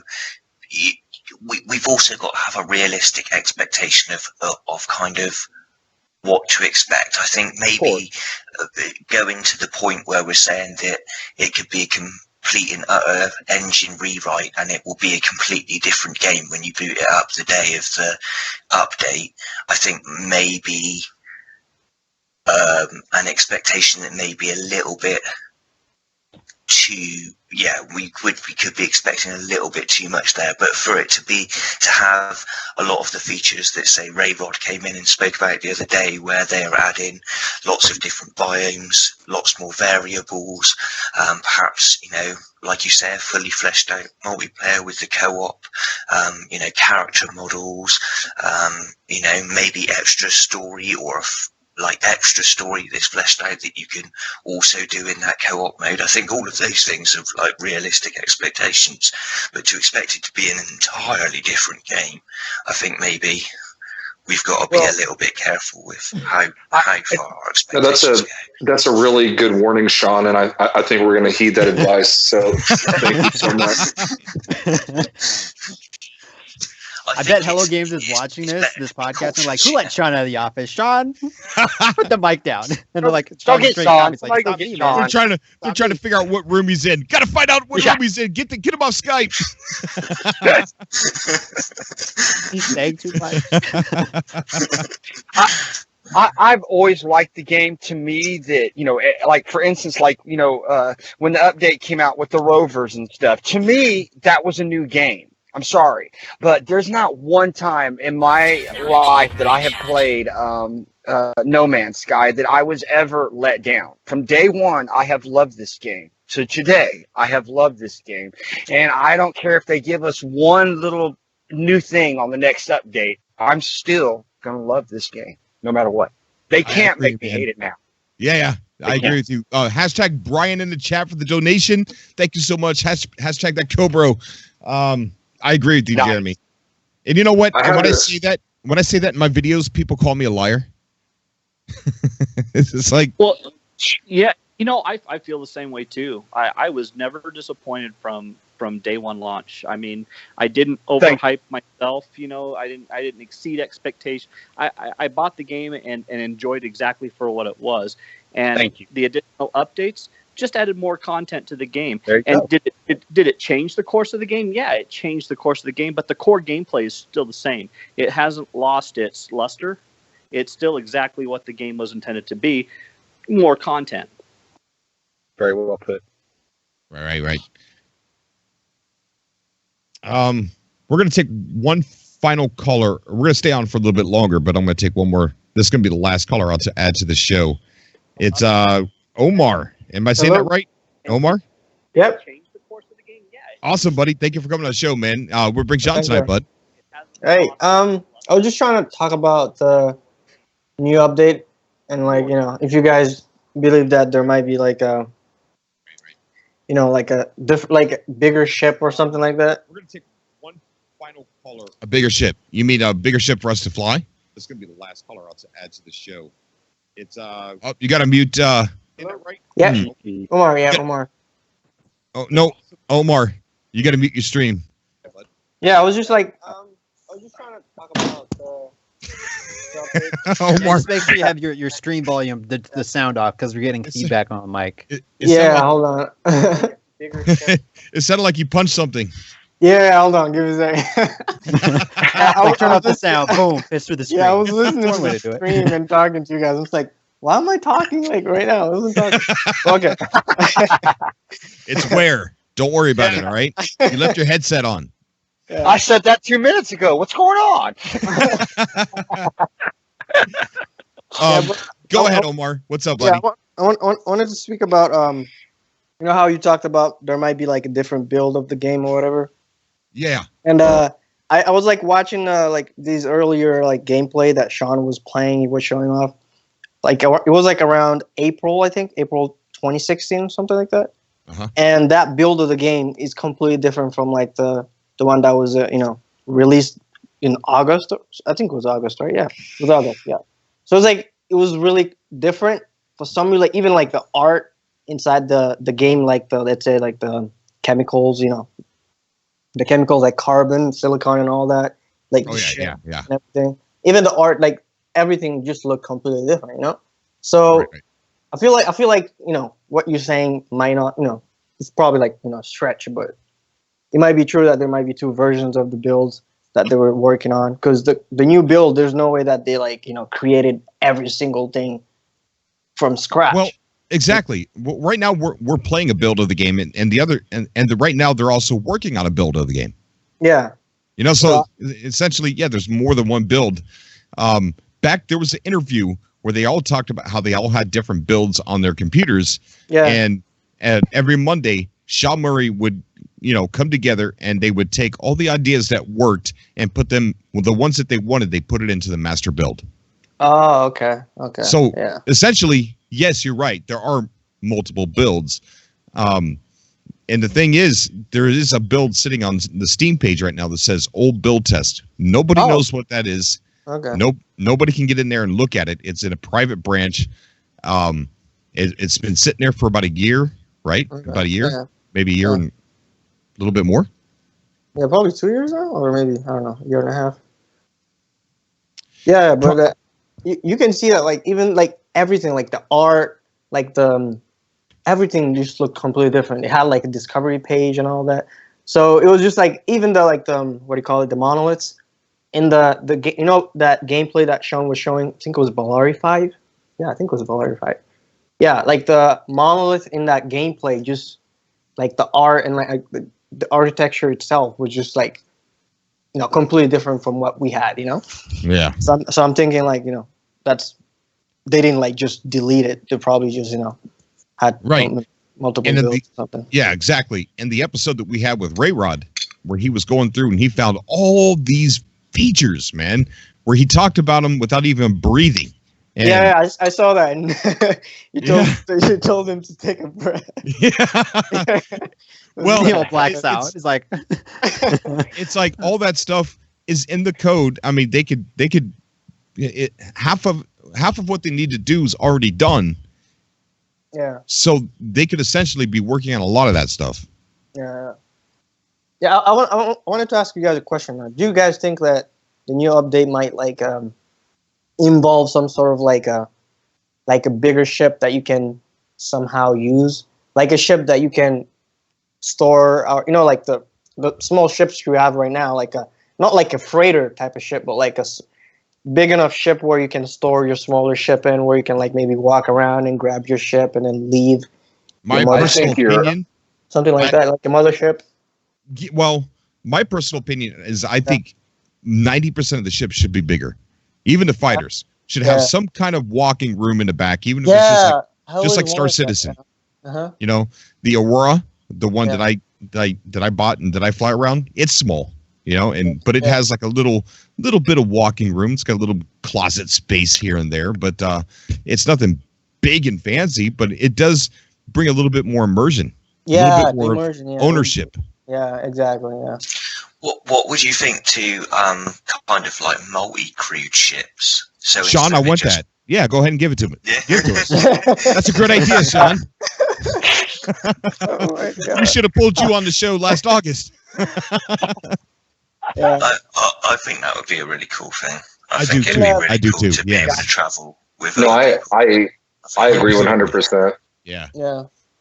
Do you remember like the gameplay that he was showing? Like that's still like I think like 4 months before launch. That build, like where you like when you discover something, you actually have to go to like a certain area to like upload your discoveries rather than just pressing a button on the menu screen. I don't want that though. Yeah, I feel like I know, like for some people, I feel like don't like that because it might be a little bit tedious. But I don't know how. But I feel like just like the fact that you have to travel somewhere to upload your discoveries, like actually uploading your discoveries makes it a little bit. It gives it meaning a little bit. That would be kind of cool though, because picture like let's. Yeah, like it gives it a little bit of meaning because just there's a different way to pull that off. Think about it this way: you have a starship that can like cruise across the galaxy at the speed of light. Yeah. But when you want to upload something, you have to like walk to this device. Yeah, it just doesn't. Something like that. Yeah, that would be cool. Like a couple of people, they didn't like at first. Oh, I heard some people saying that when you're walking on a planet, they don't want the ship. You can kind of like how you make the ship appear and land wherever you want it. So if you walk far away from your ship, you make the ship land right in front of you, so you don't have to walk back to your ship. But you got to think about it. If you've got a ship that can go across the galaxy, well, you think your ship can easily, if it was real life, could easily go up and fly by itself where you're at and pick you up. So it doesn't make sense. I didn't have a problem. But think of how cool that would be, though, if there was like maybe some type of wall where you go and you upload your stuff, because everybody would have to go there. Like everyone's going there, and it would bring the community together because everyone's going to that one location. Yeah, it could even be like a space station. Or like a library, like a space library. They would have to retool the way that you're use for all the Atlas stations once you finish the story mode, maybe. Well, they would have to retool the way that your visor works. Yeah. You could scan, and your visor can pick up resources in the ground, across the land. You can scan animals. It'll tell you their sex, know, what sort of creature it is. So you have all this technology. Like, I don't see how that would fit into your avatar's suite of technologies that they have. I mean, it would be cool. Like, I'm not saying that. But like, I just don't know how that would fit in. It wouldn't be logical with the technology that he already has access to, that he would then have to walk, or she would then have to walk to this device to like upload discoveries. Yeah. Yeah. I feel like I get what you're saying. Like, I could see that working better with a different thing. Yeah. But not that specifically. Like me personally. Guys, I feel like you all are number ones on the bridge, and I got to go refill my coffee, so you all have the bridge. All right, just don't get me kicked off YouTube. Right back. Don't wreck the ship. Yeah, but I feel like the exploration part of the aspect of the game, if there's like some sort of like you actually have to go somewhere to like upload your discoveries, and like, I would like you can maybe see other people's discoveries, it would give this exploration a little bit more. Maybe like collecting animals, and taking them on your, and making your own zoo on your own planet, something like that. That's a cool idea. What about if you had to if you had to approach the animal and then get some of its DNA, and then that was part of the exploration? You had to seek out a specific sort of animal, get its DNA, and then transfer the information into some device that you have to interact with. Yeah, there you that go. Would be cool. Yeah, that would be more making some multi-dimensional, multi-galaxy kind of Noah's Ark, just storing all the DNA data for animals. Yeah, because I feel like great research. using like your visor is basically just taking a picture. You're not really like discovering it, but by just the fact that you have to actually go over there and like get a sample of the DNA sample of the animal or something like that. Yeah. Or like you can use your own visor to get like, your own samples or whatever. But if you want to see other people's, you have to go to that library to check out everybody else's, like what they've discovered. That'd be nice. It's like that would kind of serve both things and bring people together. But at the same time, you don't have to do it. But it's like you go there and you can check out other people's, like your friends' discoveries and all that cool stuff. Yeah. He is right though. Like any sort of feature that feeds exploration, like is going to be welcome, because some of the things that they've added to the game sort of deter exploration, like bases and certain things like that. So by adding more stuff that would encourage players to explore more, it would definitely be helpful. Like I like the idea of it. Yeah, because right now when you're playing the game and you have all these discoveries, sometimes, at least for me, I forget to like upload stuff now, because there's just so much stuff. It gets to the point where I don't even want to like name every single animal because there's just so much. So I just kind of like upload everything at once instead of trying to like go through each animal. But by making each animal, like each individual animal, like a something special. Like you actually have to do certain things to upload that data. And the more stuff you do, maybe with that, like let's say you have to, discover the animal, then find like the DNA sample of the animal, and like you have to like find all these things. The more stuff you find about the animal, the better, I guess. Like the more credit you get after you upload the data or something like that. Yeah. What do you guys think they're going to do to enhance like freighters in No Man's Sky? Like, I have these exotics with these tall fins that like don't even fit through my freighter door, and it's like everything is like really weird and distorted. Like, do you think that maybe some of that Sam Swain dungeon procedural technology is going to go into like creating corridors and things like that in your freighter and expanding? Because the freighter is huge on the outside, but when you go inside, it's actually not that big. Like there's not a lot of area that you can navigate. Yeah. So do you think they're going to enhance that in No Man's Sky next? I feel like they might, because there's actually an idea that I have that I think might work. Instead of like when you park your ship or whatever, you like land and you park it, it should go down underneath or something like that, like underneath the freighter. Somehow, like you have all these ships underneath the freighter. If you want to pick one, you just go down and pick one, and it goes back up, and then you leave the freighter. By doing that, more like an underneath garage or something. That would fix the problem with like all this. Like because ships. I have an exotic too, and one of my fins on my exotic, like if I land in that middle bay, and then I go upstairs in my freighter and walk up the stairs, it actually makes you get stuck. You have to actually fly to get over your top of your fin of your exotic ship because it's coming through the ground, or and that's happened to me before. Yeah, so I see what you're talking about there when you say that. I get that. I have a real tall exotic one. It has a freaking high fin on it. And it does go through in certain areas. If it parks like in the middle, it'll go right through the deal. So yeah, that sounds cool if it had something that would lower or something, Yeah, and like when you're flying by the freighter, even if it wasn't different, if you could just customize the inside of it yourself, colors, and being able to place objects or perhaps sort of trophies that you could find or something like that, just to make it a bit more. What do you guys think of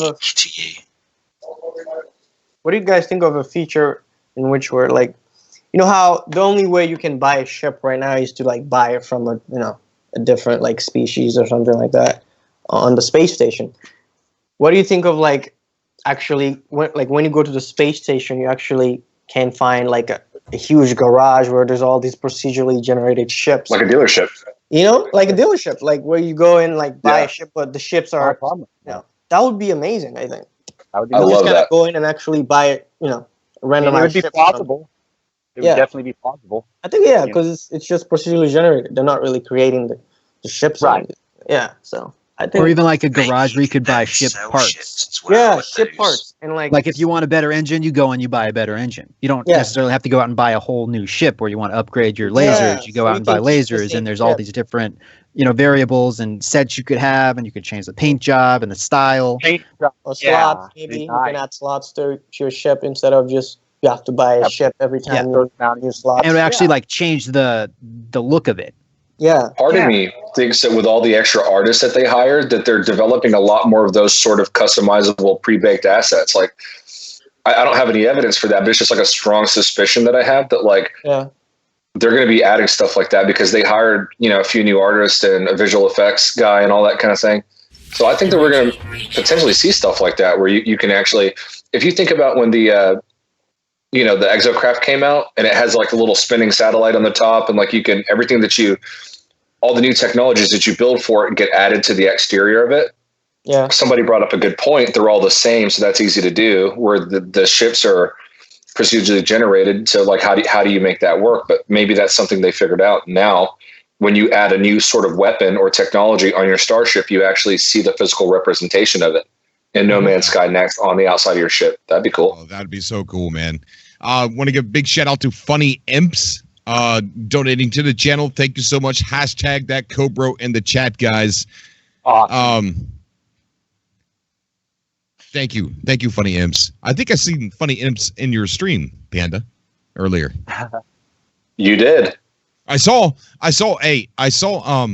your video where you went off on someone kind of trying to troll you, and you asked me if that was out of line. No, absolutely not, dude. I had such enjoyment. I lived vicariously through you.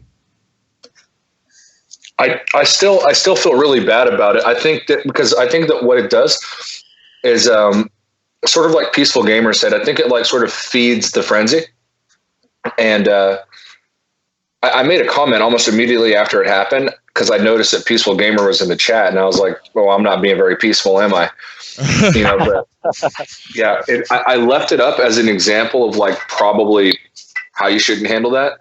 But I went off so bad, and I'm not saying that like what I said to the guy was wrong or incorrect, but I just like immediately just tempers flared. I'm like cursing and all kinds of stuff, but I was just like, you fooled yourself. You tricked yourself. You played yourself. You didn't listen. You didn't have context. You just made all these assumptions, and then now you're coming in my stream and sort of attacking something that I enjoy, you know, but I got really upset. Yep. I just call them all memes. They're memes, you know, they're 2-year-old memes. And that's what a lot of them have done. And not only that, but the ones that are still saying liar, after you give them the knowledge that you know, there's a statement before everything that says that not all of it's going to be there. After you give them that knowledge and they still continue to say that they lied, in the end, they are the only liars. Yep. These people spouting off these comments, these slanderous comments, they are the only liars in the very end. Isn't that ironic? And that's why after you tell them that, you all of a sudden you hear silence and a bunch of crickets. You sound like you're in a forest with crickets. I mean, you know, I mean, there's no argument. After that happened on my stream, though, I added like 4 or 5 more mods to my channel so that like regulars that I know come to the stream a lot, so that they can probably nip something like that in the bud before I see it, because I do sort of have a penchant for heightened aggression. So it's like, you know, if somebody could delete it before I get to it or ban the person or whatever, that would help me out a lot. But I mean, I feel like I could have said the same thing, but just different, you know? Right. Yeah. At the end of the day, though, I mean, it doesn't really matter, because if somebody says that No Man's Sky sucks, it's not gonna, like, I'm not gonna think it sucks. You know what I mean? Nope. It's like they can hate it all they want, but I'm still gonna enjoy it. When a hater pops into my stream, I'm just like, yo, I don't even respond to their hate, or I turn the conversation around. It's like, they're like, this game sucks. I'm like, so what you been playing, man? They just keep saying, this game's terrible. I'm like, game? Yeah, like Skyrim? And I just, I just change the conversation. I've had a lot of trolls actually become diehard subscribers of mine. And then some of them are just, you just got to give up on them. You just got to ignore them completely. Like Cobra said earlier, though, it's like, if they just come out and say, I don't like the game, or this game sucks, that's an opinion, and I'm fine with that. Yep. But the guy came in my chat and said, this game is a scam. Right. And that's really, I think, what got under my skin, is it just kind of taps into that whole like no man's lie thing, and it just like that angers me so bad. Like if he just came in and said, "Yeah, this game sucks," I'd have been like, "I love it" or something, But it wasn't that. It was different. It was malicious. You see, I don't live next door to Adam. I don't probably a good thing. I don't drink beers with Adam, although I wish I did live next door, and I wish I could drink beers with Adam. But it's hard for me to even imagine Adam being upset. Oh, yeah. My boss all the time, like, she will purposely try to get me upset. She's like, Adam, I've never seen you upset. I'm like, I just don't get upset. It's like everybody gets upset. Like, no, not me. It's like I got 3 younger brothers, 2 older sisters. I don't get upset. He's walking to the kitchen with his food. He dumped his plate all over the floor, and he just starts going, yeah, all right. Yeah, buddy. I'm going to write this on Twitter. New Twitter status. The food on the floor. Like, now I get something to talk about during my next stream. It's like, yes, material. It writes itself. I think that reverse psychology works a lot of the times. It has for me in my life. When I was younger, I used to be kind of a hothead, and I just, I just soon bust knuckles before I talk about it with you. But over the years, I've chilled out, and I've learned to be more like what Adam here, where I can just, I use that reverse psychology on it, and it usually just works. It works. I'm surprised. Yeah. Like if somebody says No Man's Sky sucks, just be like, you know what I hate? You know what I think sucks? I hate pistachio ice cream.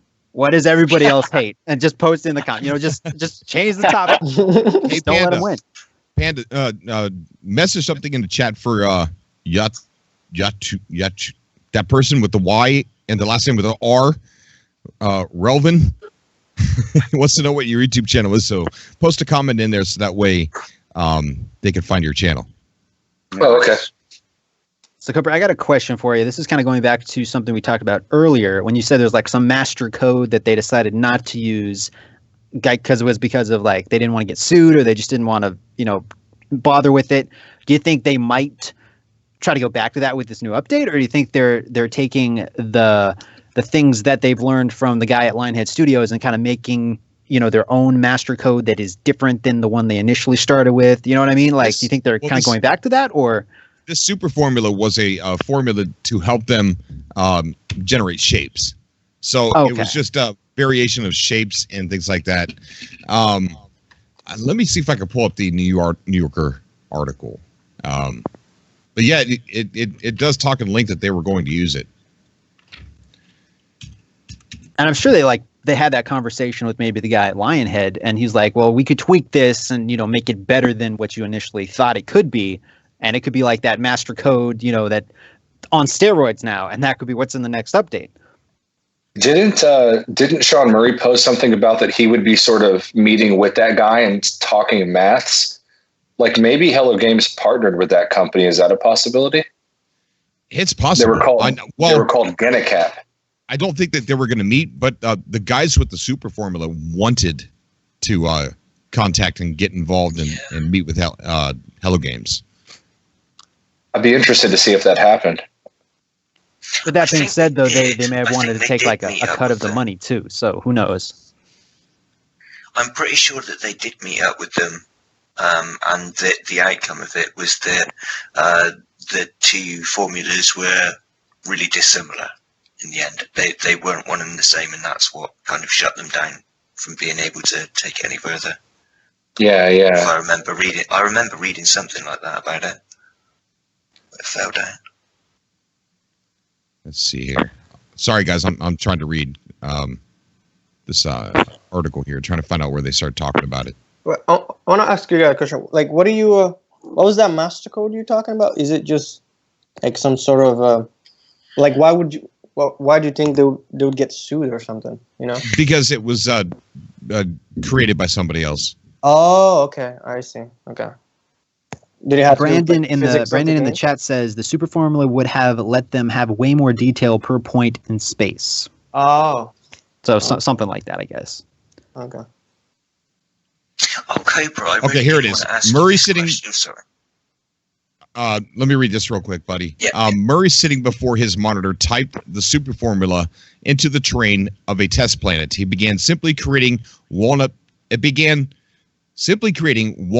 forms that floated in an infinite grid over a desert. The image resembled a 1980s album cover, but the overall look was not the point. Whenever he refreshed the rendering, the floating shapes changed. Many were asymmetrical, marred by depressions, and game designers referred to lines of code that require lots of processing time as costly. The super formula is cheap. One of the hardest things for us to do is to create coherent shapes, he told me as he worked.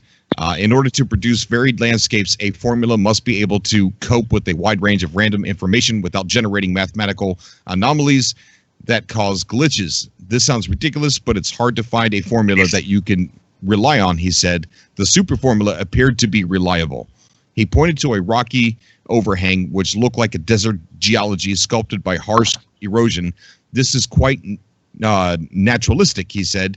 He added more noise to the formula, rotated these shapes it made, played with their scale, buried them beneath the planet's surface. This is effectively more turbulence entering the maths.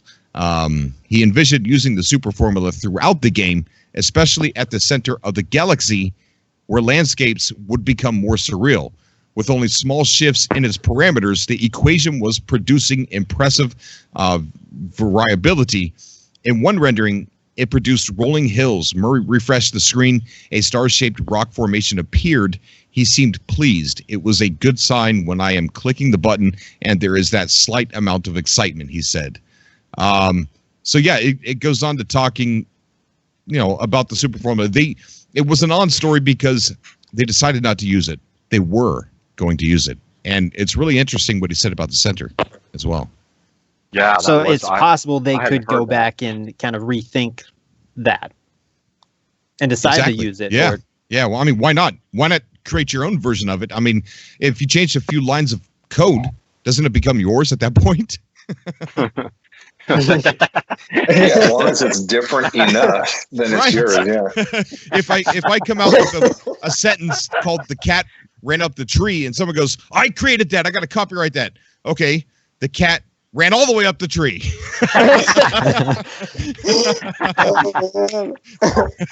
That's pretty much how songs are written these days. It's just just change the lyrics, same tune. Yeah.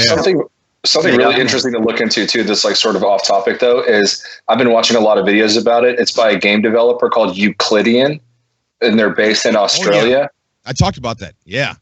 Yeah. The way that they generate stuff is that they can generate like limitless amounts of and it's very easy on the hardware. You don't need very powerful systems to produce equally like beautiful graphics, essentially, like the way that it's done. But check them out. It's called Euclidean. People thought it was a scam when it first came out, but now they have these centers in Australia.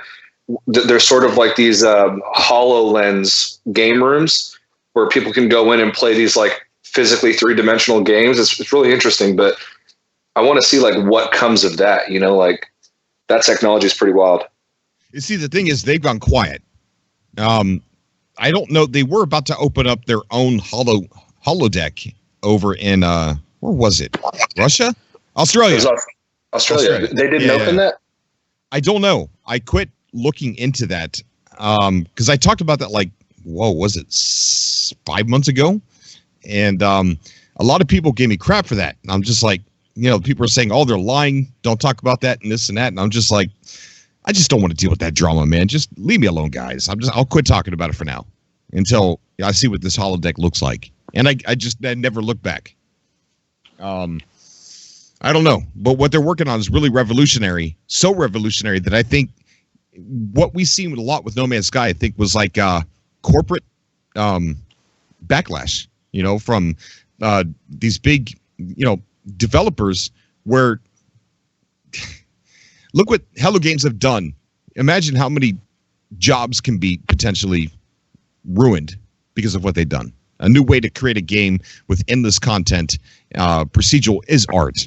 You know what I'm saying? All these artist jobs can be lost and things like that. So I think a lot of it was paid backlash, organized backlash, rather. And I think that's a lot with this Euclidean engine that these guys are making. Could ruin a lot of people's jobs, engines, game development software, things like that could just go down the tubes if these guys are successful. And so I think a lot of what those guys are dealing with is a lot of organized backlash as well. I could totally see that. It's kind of like when they were pushing the illegalization of marijuana because of the effects that they thought it would have on the cotton industry.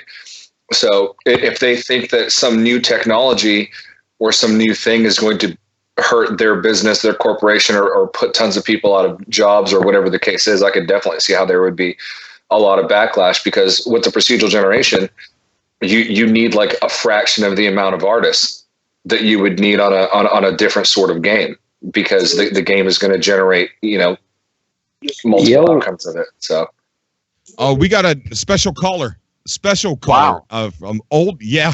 Wow. Wow's right.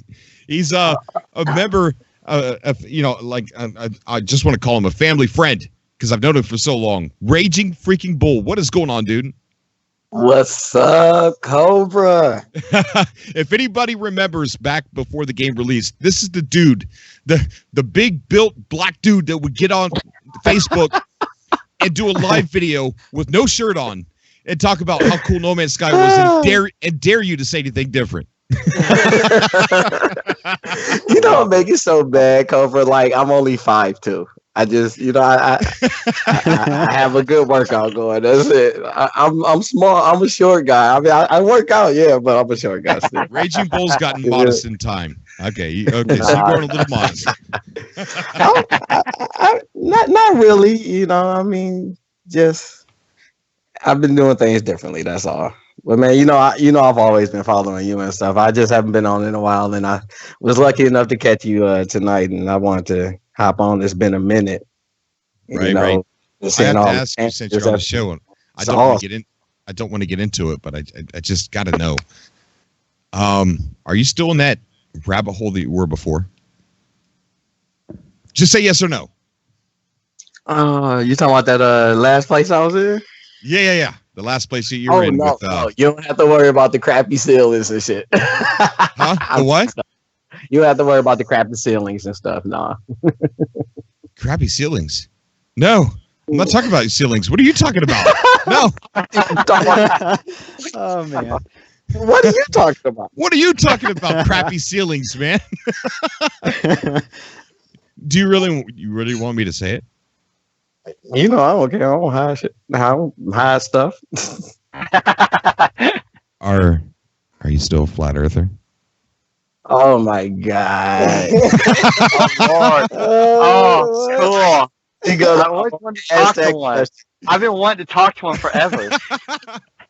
Yes, I am. Like, if there's one thing you will get from a flat earther, okay, we've all been globe heads, but we will never go back. So yes, I am still a flat earther. I have one question. Wow. I have one question for you guys. Okay. Do you only believe that the Earth is flat? Only the Earth, right? All the other planets are round, or like everything in the universe is just flat? Okay, first off, since we're gonna go ahead and get into this, sorry. I don't know. I'm actually wondering about. I wonder if it's just Earth. When you look up in the sky, those are. I have an open mind. I always have an open mind. We have an open mind. The technology and pictures given to you from NASA and other space programs. How do you truly know? Because no one has ever actually been to those planets. No one's ever actually seen those. All right. That's not. We've sent objects there. This is my fault. I don't want this to turn into a flat Earth episode. I was just curious. That's why I was trying to talk in code. Like, are you still in that rabbit hole? And you had to go off. And you had to start talking about ceilings, crappy ceilings, man. I'm thinking that crappy house I was in when I was making those videos because everyone was saying stuff about the ceilings. It was a piece of crap. Yes. I'm not in that anymore. Thank goodness. Good. Cool for you. I think the update though, they do have like flat planets because I think that would be amazing. You just walk off the edge of it. That would be so cool, man. Hey, Asgard is flat. Asgard is flat. Have you seen Asgard in the movie? Speaking of that, anybody else played the new God of War? Because that is freaking awesome. What is it? Just throw that in there, sir. What is it? The new God of War. Oh no, my God, It's incredible. Heard it got good reviews. Haven't played it. Oh, It's incredible. The new God of War is sick. I can't get away from No Man's Sky. I gotta get away from No Man's Sky. It's hard. Cobra talks about other stuff too. We don't just stick with No Man. I mean, No Man's Sky is the main thing, but we talk about other stuff. Cobra been trying to break into like other things and stuff. Which is that Cobra, man, I commend you on that too, dude. Like, awesome. Like I said, I've been catching the changes and stuff. And think those have been good shows Cobra's done on some of them other stuff. I've really enjoyed it too. I've been really wanting to join up with him on like a gameplay or something on the PlayStation. Like, kind of like, I know you've seen Neeb's game and how him and his friends do stuff. Dude, like you said, we're good friends and stuff. We got to get something going, on the game where we all link up and we play the game. We have our storyline and, we throw it up on your show and stuff. I agree. Yeah, we got to do that, man. Oh, yeah. Just got That'd be awesome. Problem is, I work third shift, so right now is it's kind of like almost my 6 a.m. It's almost time for me to be alive and alert. And during the daytime, when everybody's up, I'm knocked out, dude. I'm slobbering on my pillow. I'm dead sleep. Hey, dude, I know exactly how you feel, man. Actually, I'm more of an insomniac myself. You know, I have a hard time sleeping at night. Anyways, that's the reason. Like most of the time, like if you see me on the game and stuff on your PlayStation, it's around this time and basically like Eastern time for me, man. I don't get off the game till about 6, 7 in the morning. Yeah. So what have you been up to, man? Nothing much, man. I just been trying to do more of stuff on YouTube, but I hit a rut because my phone crapped out on me. The mic wasn't working on my phone. I do a lot of my recording on my phone, and so What you I been doing just on YouTube? got a new phone and stuff. So, What you but been I'm doing? podcast my gameplay. Been running into problems with that too. What you been putting on YouTube? My gameplays. I've been playing Witcher lately. God of Oh, The War. Witcher is amazing. Oh my god, that's the best game I've ever played. I never finished the DLCs with that. So. I see. Witcher. You excited about next? Oh, dude, what? Are you crazy? Oh, The way I played No Man's Sky since it came out, because I knew from the beginning, like I said, if you've seen any of my videos, I knew from the beginning that No Man's Sky wasn't going to be a game when it came out. Right. We all knew that. We said it's going to have all the features after. You know, this is going to be a game we're going to work on for years to come. And I said it in one of my videos. I said, look, I don't even care about what the game is now. I want to know what the game is going to be like a year from now, 2 years from now, what changes that they're going to make. Yeah. And I played the game real hardcore for about a week and a half, and then I put it down and wait for the next update just so I can see what changes they make. And the leaps and bounds that Hello Games have made on this game is phenomenal. Yeah, it is. And the rap that this game has gotten from the beginning, you know, because people are just so impatient. That's one of our biggest problems. We're very impatient, you know, as people, and we want things to be right and ready right then and there when they come out. That's not the way games are made anymore. People don't realize the evolution of games and technology and the way things are done when you have to put so many other factors into play now. You have to put marketing into play. You have to put time of the year into play. You have to put other things coming out with the game into play. You know, it's so much that goes into gaming and just merchandising and marketing, period, when it comes to not just games, but just other things like movies and sports, you know. And when this game came out, it was just so much going on. You know, it had other games that was like real big AAA games coming out at that time as well. And it was a big issue, like you said, with the coding thing, like that super code and stuff. And I heard what the comment you said earlier about all you got to do is just change the line in the code and then you name it yours or whatever. When it comes to coding and the way the law is and stuff, when coming to using codes in the video games and stuff, you can't just actually change a line. You have to kind of change like the whole graphic of the code or the whole, like, I guess, function of the code. You know, because you can change a line in the code, but it'll still do the same thing really in that line. What you're changing of that code, it can just be the color of the character's clothes, but right. You're still using the same mechanics.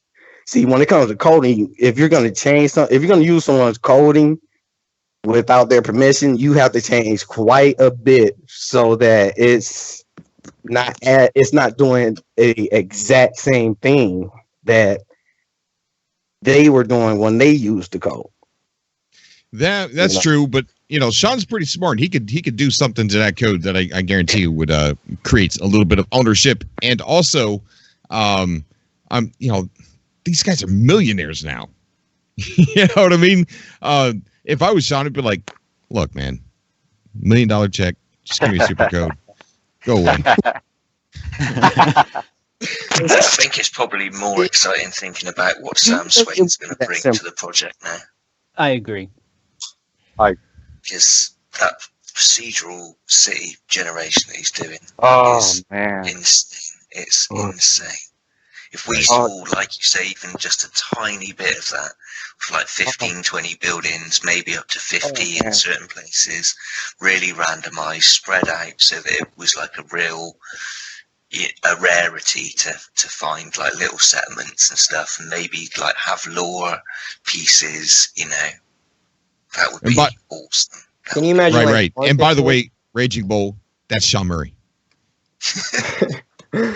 Funny. If I could actually talk to that guy out, man, the thank yous he'd get from me. Oh my god. It's like, because this game isn't just a space exploration game. This game is actually a stepping stone for other games to come. The way they're doing things. I mean, look at Beyond Good and Evil 2. I'm pretty sure they got a few steps and ideas from this game. And there's going to be other games. You got Anthem coming out. I'm looking forward to how they're going to do their little open world thing and stuff. And like what Sean Murray did and Hello Games did as a independent company, man, it was real big for technology and games in my eyes. Yeah, it's groundbreaking. Like I said, right. It set the foundation for games to come. Yeah, we did. They're taking notes. I guarantee you. Jared, you're more than welcome to come on the show, but we are getting ready to end it, and I'd say with about another 10 to 15 minutes. Let me go and get him on the show. Love Jared. So, Cobra, what are we looking at on screen right now? I see you got the New Yorker up there. Is it not legible? Oh, I got my settings set to like 144p, so I can't see any of it. I just see that. Yeah, I'm streaming from my closet, Cobra. Come on, from a laptop that's like a toaster's probably more powerful than this thing. But yeah. Jared, what's going on, buddy? How you doing? Doing fine. Sorry, I'm a bit late. Oh wait, hold on. Hey, what's up? I've got your audio playing. There we go. That's stopped now. Anyway, awesome. I was recording some videos, so don't tell anybody. As he says, all right. On the street. I tell you what, man, this has been a fun subcast. I've got tons of content to upload from this one subcast alone. It's been a blast, dude. Nice. Yeah, wish you could have been here soon. Here, the whole crew. Yeah. Sean on the call. Yeah, Nice. say hello, Sean. Say hi to Sean. Hey, Sean. Hi, Jared. Oh, okay.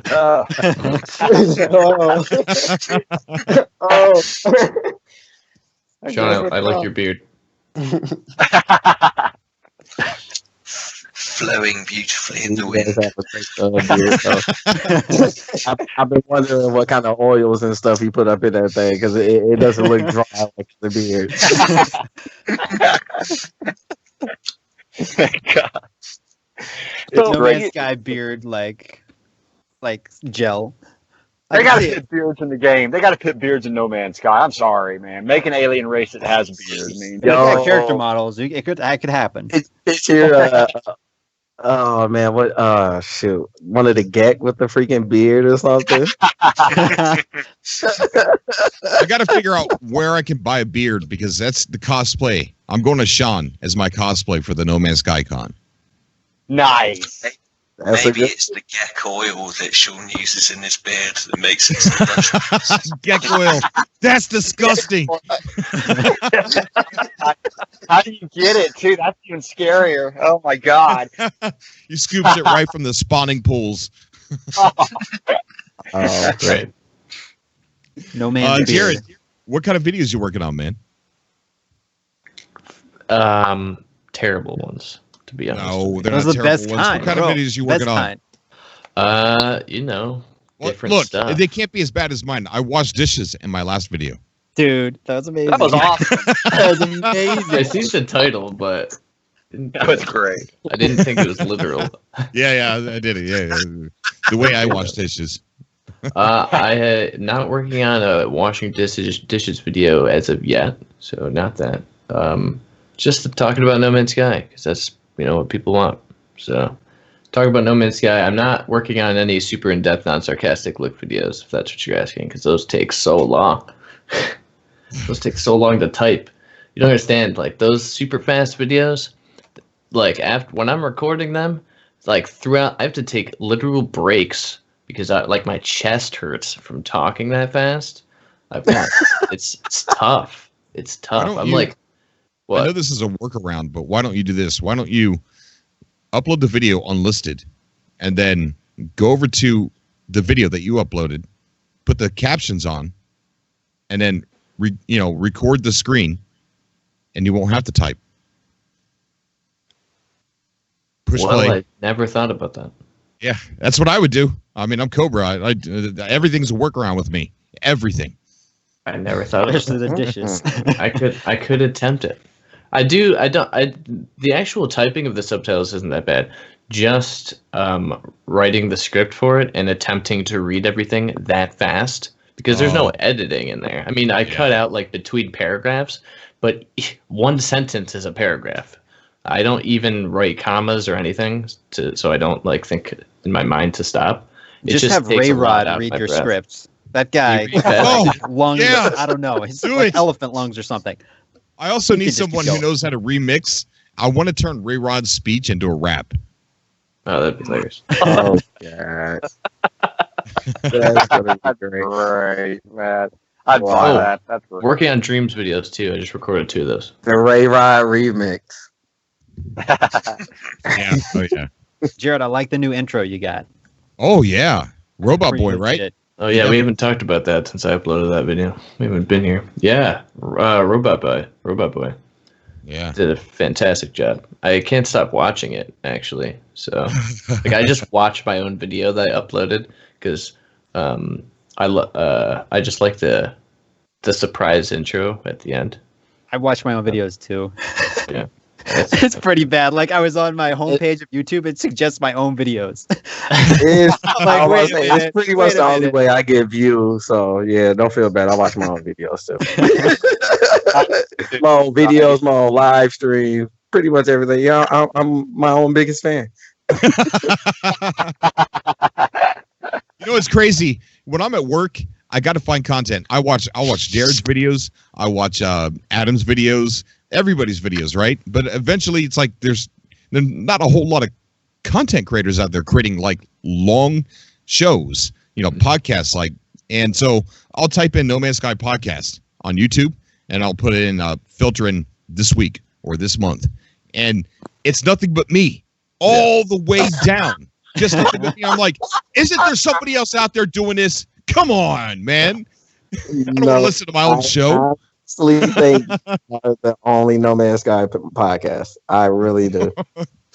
When you wait until the next update hits, and that's all you'll see is No Man's Sky content all over the internet. I think it's going to be amazing when that update hits. People aren't going to know what's hit them. It's going to be awesome. Yo, you see a big bump in your subscribers list. Seriously. Yeah, well, that's what they said at launch. Okay. Oh my God! Instead, we saw a big drop. Jared had this amazing. I mean, he wasn't trying to make a funny video, right? But Jared's one of the most funniest people I met. There's people I consider the most funniest people in the world. Mike Tyson, and he doesn't know he's funny, right? He's the most. These are some of the most unintentionally funniest people in the world. Mike Tyson, George Bush, and Jared. Jared's got this emotional video, and I'm sitting there, I'm listening, I'm at work, and people are around me, and Jared's like, yeah, I covered 2 games. One, no one knows about, and the other one, everybody hates. Dude, I laughed out loud, and people were looking at me what is wrong with you? And I'm like, that was so funny. Hey, but sometimes they say truth can also hurt as well be funny. I laugh at the same type of things. I went to Avengers Infinity War, right? And before it started, there was a trailer for Winnie the Pooh, right? And it starts off with Ewan McGregor talking, and I'm like, is this a trailer for some a Mission Impossible movie or something? What is this? And then Winnie the Pooh pops up from behind a bench. He's like, hello there. And I just cracked up. I lost it. I laughed for 30 seconds. And everyone just looked at me like a weirdo. I'm like, it was funny. It was it's a funny trailer. You guys need to watch that. Winnie the Pooh, or I think it's called Christopher Robin. I don't know. Watch the trailer. I think it's funny. Why was that before an Avengers movie? I don't know. Like, I didn't even know they were making a Winnie the Pooh movie. I just that actually made me laugh because I'd have been thinking like, why is this before the Avengers movie? I saw that twice in theaters and never saw that.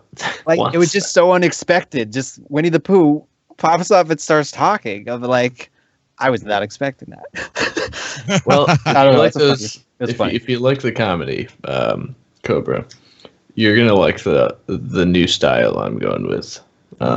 Okay. So, because it's what I said in that video that I just uploaded, it's going to be more. I said more creativity. I don't know about that. That was more like in the moment. I said more positivity and more me. So that's legit. How I'm recording videos now is how I wish I would have done it when I started No Man's Sky content, I guess. Awesome, man. So, I can't wait. Yeah, and there'll be daily videos. Daily. Back in the day when I had a video up every day. Are you going to vlog, Jared? I want vlogs. I'm telling you. What do you want me to vlog about? I don't know. When you just turn on the microphone and hit record, those are the best videos. Just randomly? I mean, I guess just go in your closet, turn on the microphone. There's no closet. If I open my closet, a lot of stuff is going to come tumbling out. I'm starting a new phenomenon called closet vlogging, okay? It's a thing now. It's a thing. Afraid to wonder what's all going on about the closet. It's not what you think. It's not what you think. Okay, I'm hoping you put your laptop in your closet and you just start talking. That's what I'm doing right now. I'm in my closet, sitting, talking to you guys. When I first moved into this apartment, I did a vlog type thing, and then I was like, maybe I'll do more of these, and then right now. Oh, big shout out to Fatal Mephisto. He's coming back to YouTube. Oh yeah! So big shout out to Fatal. I cannot wait. He used to be one of my favorite YouTube personalities, and then he went to Twitch. He went to the other side, but he's coming back. And he said he's going to be starting his No Man's Sky content soon. So I can't wait for that, man. Me, Jared, Fatal, we got to start doing collabs like crazy, man. I mean, sure. I'm so willing to go on anybody else's show. You know how I relaxed I would feel if I was on somebody else's show. I could just chill out, let the other person drive. You sure you want to do that, Cobra? Because I am going to start talking about flat Earth on mine. So you brought it up this time, man. I'm just saying, like, beware what you wish for. I'm just saying, if you want to come on the show, I got the show. You can come on, so we can do it. Hey, Cobra, we'll start. We'll do a lot of. We can do collabs. We'll tell you what. When Next comes out, and we can like do hubs and do stuff. We'll have massive collabs. Okay, we'll have 16 people collabs. Like I said, that's awesome, man. Back for a while. That reminded me there. I really wanted to ask this question. Cobra, the other day, I think it was either yesterday or the day before, you mentioned hubs and how you feel that there's going to be kind of some support for that. What kind of things do you think Hello Gamers could implement to help support player hubs? What features would you like to see in that kind of sense? Just community features, like being able to call Hello Games. Let me address Fatal, Craig Harris. Yeah, sure. Have him get in contact with me on Twitter, or on Facebook or something like that. And I got to say this real quick. There's a secret part of YouTube I didn't know existed. There is messages, and I don't want to post anybody's private business out there, but I just found out there's thousands of messages that I never knew were there, and some of them are really recent on YouTube. I'm like, what is this? People are sending me messages. I never get notifications that I've gotten these. Yeah. There's tons of messages on there, and I want to just state, I'm sorry if anybody's ever thought that I ignored them. I didn't know. Where did you find that? It's been around for a while. It's like messages on YouTube. It's but like you an never get unused notifications. Feature. Nobody really, I thought, used them, but you're saying you got messages up the wazoo. I mean, I don't even know how to find that on YouTube. You go to your dashboard, then I think it's community, and then there's messages there. I didn't know that was there. Mine is just filled with spam from like networks trying to get me to join them. Even ones from my network. They're like, "You want to join us?" I'm like, I'm already a part of your network, man. Come on. It's like they just spam everybody. Oh, but yeah, man, I don't get notifications when I get a message. None. So I apologize if anybody's ever sent me a message. But yes, let Craig know. I would love to come on other people's shows. So yeah, sure. I don't even know what I interrupted. Well, I'm looking at my recent message here. 1 month ago. Change your description, XD. Okay. Wow. That's that comedy, man. That's what I'm telling you about. Everything else is mainly, oh my god, your channel is so polished. Can you check out my YouTube? Blah blah blah. Okay. I get a lot of those. All right. Well, I'm glad I didn't sub miss for anything. sub, LOL. I'm like, no. Yeah. All right. Anyway, I don't know what we were talking. We were talking about hubs and what like I have a video talking about hubs. What they could bring to help the hubs out. Yeah, it's more of a lot of the series that I'm doing is more of like I wouldn't say a fantasy as far as No Man's Sky. It's more of like what I want out of the game, but I don't know if we'll ever actually get. And I talk about hubs. I think hubs will eventually be a thing, but we talked about this, Cobra, before. I want a hub to be able to work where you can have tons of people there. You can build a huge, base or a huge city, or all coordinate and work together towards a goal or multiple goals. Be able to trade amongst each other and farm all in one large area. Be able to see each other, communicate with each other. Be able to build and craft multi-tools to sell to other players. And that goes into this whole other multi-tool revamp, that idea that I would love. And then, progression revamp, because right now I have a video out where I talk about progression, and the only progression in No Man's Sky is progressing to get more units, to get different things, to get better equipment that only help you get faster, more units, to help you get a better ship that allows you to store more so you can sell more to get more units. And there's no end, I would say end game, but it's just get more units to get more units to get more units. And I think a revamp would be really cool. Being able to maybe find rarer materials, things that are actually hard to come by, right? And or more of an XP system instead of a credit system. Yeah, and they could go a route like that. I mean, that's another. I wouldn't mind seeing like actual attachments, like how you put when you build parts for your like multi-tools and stuff like that, the schematics and stuff, when you actually build them or like get rapid fire or something, I wouldn't mind actually seeing like a difference on my gun. Yes. That shows, okay, that's the rapid fire mod right there. Or if, I got a faster reload, something at the butt of the gun will look different. I wouldn't mind seeing stuff like that. Or, as far as like the credit system, being able to upgrade that stuff and make the gun even more powerful, or my ship even more powerful, or my suit. So I definitely agree with you on the whole revamp thing.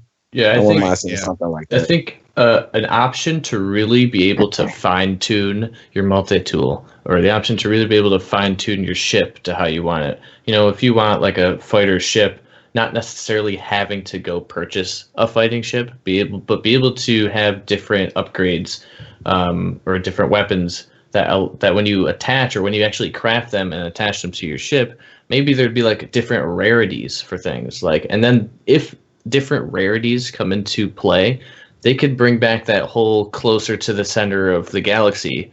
The closer you are, the more rare materials you find. The closer you are, the possibility or the chance of coming across some cool upgrade for your ship increase. Because they used like to have level 1 cannon, level 2 cannon. They could do it that way. Yeah, they could do it that way, or make it more interesting. Bunch of different ways they can do it. Yeah, and they used to have the closer you are to the center of the galaxy, the crazier things will look or become, and that never ended up being the case. So if they want to bring that back, they could just kind of use it for rarity. Because right now, we have rare materials, quote unquote rare. like whatever. I don't. It's been so long since I've actually mined at all in the game because I just walk around. But you know, the material that you get from going to green star systems, right? Or blue, or the colored systems. Those are considered rare, but they're not rare. They're not hard to find. You just go and you eventually find it. It's not tough to find these things. Even though it's procedural, and I'm a huge fan of RNG, random number generator, and like having a random, if you come across something, it's random, and you feel lucky that you came across this. That makes it rare, and then maybe if hubs do eventually exist, being able, I think that'll make the just the community and like the just selling and buying, the economy, so much cooler and more in depth, because maybe this group of people over here at the Galactic Hub have a huge amount of this super rare material that nobody else has been able to come across in that amount. So you'd go there for that, and then over at Cobra's Hub, we've got this cool like super dope crafted up multi-tool that mines, stuff like crazy. And I don't know, maybe when you mine something, you get more out of it per second that you would with any other multi-tool. And they would come there for that, things like that. I agree. Yeah. And I just feel like, I'd like to see like how you claim a base, but hub integration that way as well. Like when you start a hub, you can claim that region as a hub, and anybody else that comes and claims a base, they claim it, the base, and it registers you as being a member of that hub, and there's trading with each other. And I think kind of like Jared, what he was saying is like there's a resource that you guys have that another hub doesn't, but maybe they need it, and you could trade, back and forth and things like that. I don't know. Jared was talking about. Jared was talking about rarity, like not just minerals, but like or components that you harvest, resources that you harvest. But like, look at the recipes. A lot of the times when you go to like certain outposts, or you go to like manufacturing or operation centers, if you have the recipe already memorized, like you've already gained that recipe, it rewards you with units. It would be cool if Hello Games could fix it to where instead of rewarding you with units, it rewards you with a hard copy of that recipe. And then those really rare, legendary, epic recipes that are hard to come by, you could sell those on the open market to other players as well. That would be cool. I like that. Bye. Say good night. Good night. Good night. Good night. Good night. Good night. Aww. Next time. See you next time. That's a little 5-year-old. That is adorable. It's That YouTube's was youngest awesome. name. Even got the next in there. Love it. Right. Love it. Guys, we got Fatal on the show. Fatal, how you doing, buddy? I am doing phenomenal, sir. Thanks for having me real quick. I appreciate it. Hey, it's a pleasure having you on as always. Welcome. What's up, guys? What feature did you say you were talking about in the chat? You guys kind of hinted at it a little bit or alluded to it a moment ago, but trading, I think, is definitely going to be a valuable asset, especially in the terms of the synchronization co-op, because we do know that that's definitely going to be a main thing for this update. So I feel, in my humble opinion, I think that if they can add the ability for us to trade with other players, that's going to just open up so many doors for so many opportunities. Like, for example, super quick. There could be like a planet hub world where it's just all like marketplaces. You know what I mean? Like you can have multiple bases on that planet, but they can sell you a specific resource that you need, but rare resources, one that takes a while to find, that kind of stuff like that. Because I'm sure they're going to incorporate, other resources now with new technologies we're going to be able to build. But a lot of those resources, I think might actually be scarce or rare, depending on the planet that you're on. So, or you can build like a hub world and like I don't want to say connect because I'm not sure if that's going a little too much into detail, but I firmly think that an actual trading economy like within players itself can really bring that the community just even more closer, with one another by building like an actual economy around player, like resources or even better yet, like recipes that somebody mentioned earlier. Like being able to craft certain recipes or epic recipes or something like that, and you don't have the resources, you don't want to find and go out and farm the resources, but yet you're close to, say, like this world that you know somebody that's there that could sell it. You know what I mean? Yeah, we talk about market worlds like in the City of the Thousand Planets, the Valerian. That would be a crazy thing where everyone could like visit and hire a shop front or whatever and sell their goods there. Yeah, and I think what would be really cool is that, you know, instead of just having like a galactic terminal where everybody goes to purchase goods, I think it'd be cool to hire some of the NPCs as your actual trading brokers. That way it makes it makes your city feel alive and kind of populated, right? That is genius. That's great. I want pod racing. Wow, random. I'm just saying. Like, think about it. Pod racing, and we could like place bets with their credits. Wait a minute. We wouldn't even have to race. Just put bets like horse racing and just make millions. I'm telling you, this whole time, race for pink slips in our ships. this whole time we're talking about trading, and Adam's just like pod racing. Hey, me too. Hey, we all would love that. The blackjack tables and inside the place. I mean, I wouldn't mind seeing that myself. Actually, I want races in space. Let me race my starship. That'll be interesting. Listen, I've actually something that I talk about in a video. I kind of see these videos I'm going to be doing now, right? So you know my sarcasticness from my super in-depth videos. That is going to come across throughout all videos now. All right, good. So if it seems like I'm bashing the game, I'm not, in a way. It's just like how I talk about it. So I talk about underwater in a video, right? Underwater right now in No Man's Sky is pointless, right? Yes. It's pointless. I think he's absolutely right. It is completely pointless. The only reason they put it in the game, because if they didn't put it in the game, people would be like, why is there no water? Literally. Because if you go underwater, it takes you 6 years to get out of water. If you go underwater, it looks the same. And if you go underwater and you go deep underwater, it looks like nothing because it just ends up being sand. It's going to change, though. It's going to change. So I made a joke in my video. I was like, there's no point. People ask for submarines. There's no point adding submarines if they don't add things to underwater. Because if you have a submarine and you can go faster underwater, great. But why would you want to go faster underwater? Because there's nothing there, right? There's no huge fish, nothing like that. So I said the only reason they'd add submarines if they don't change underwater is for underwater races at this point. Want to have submarine races or something like that.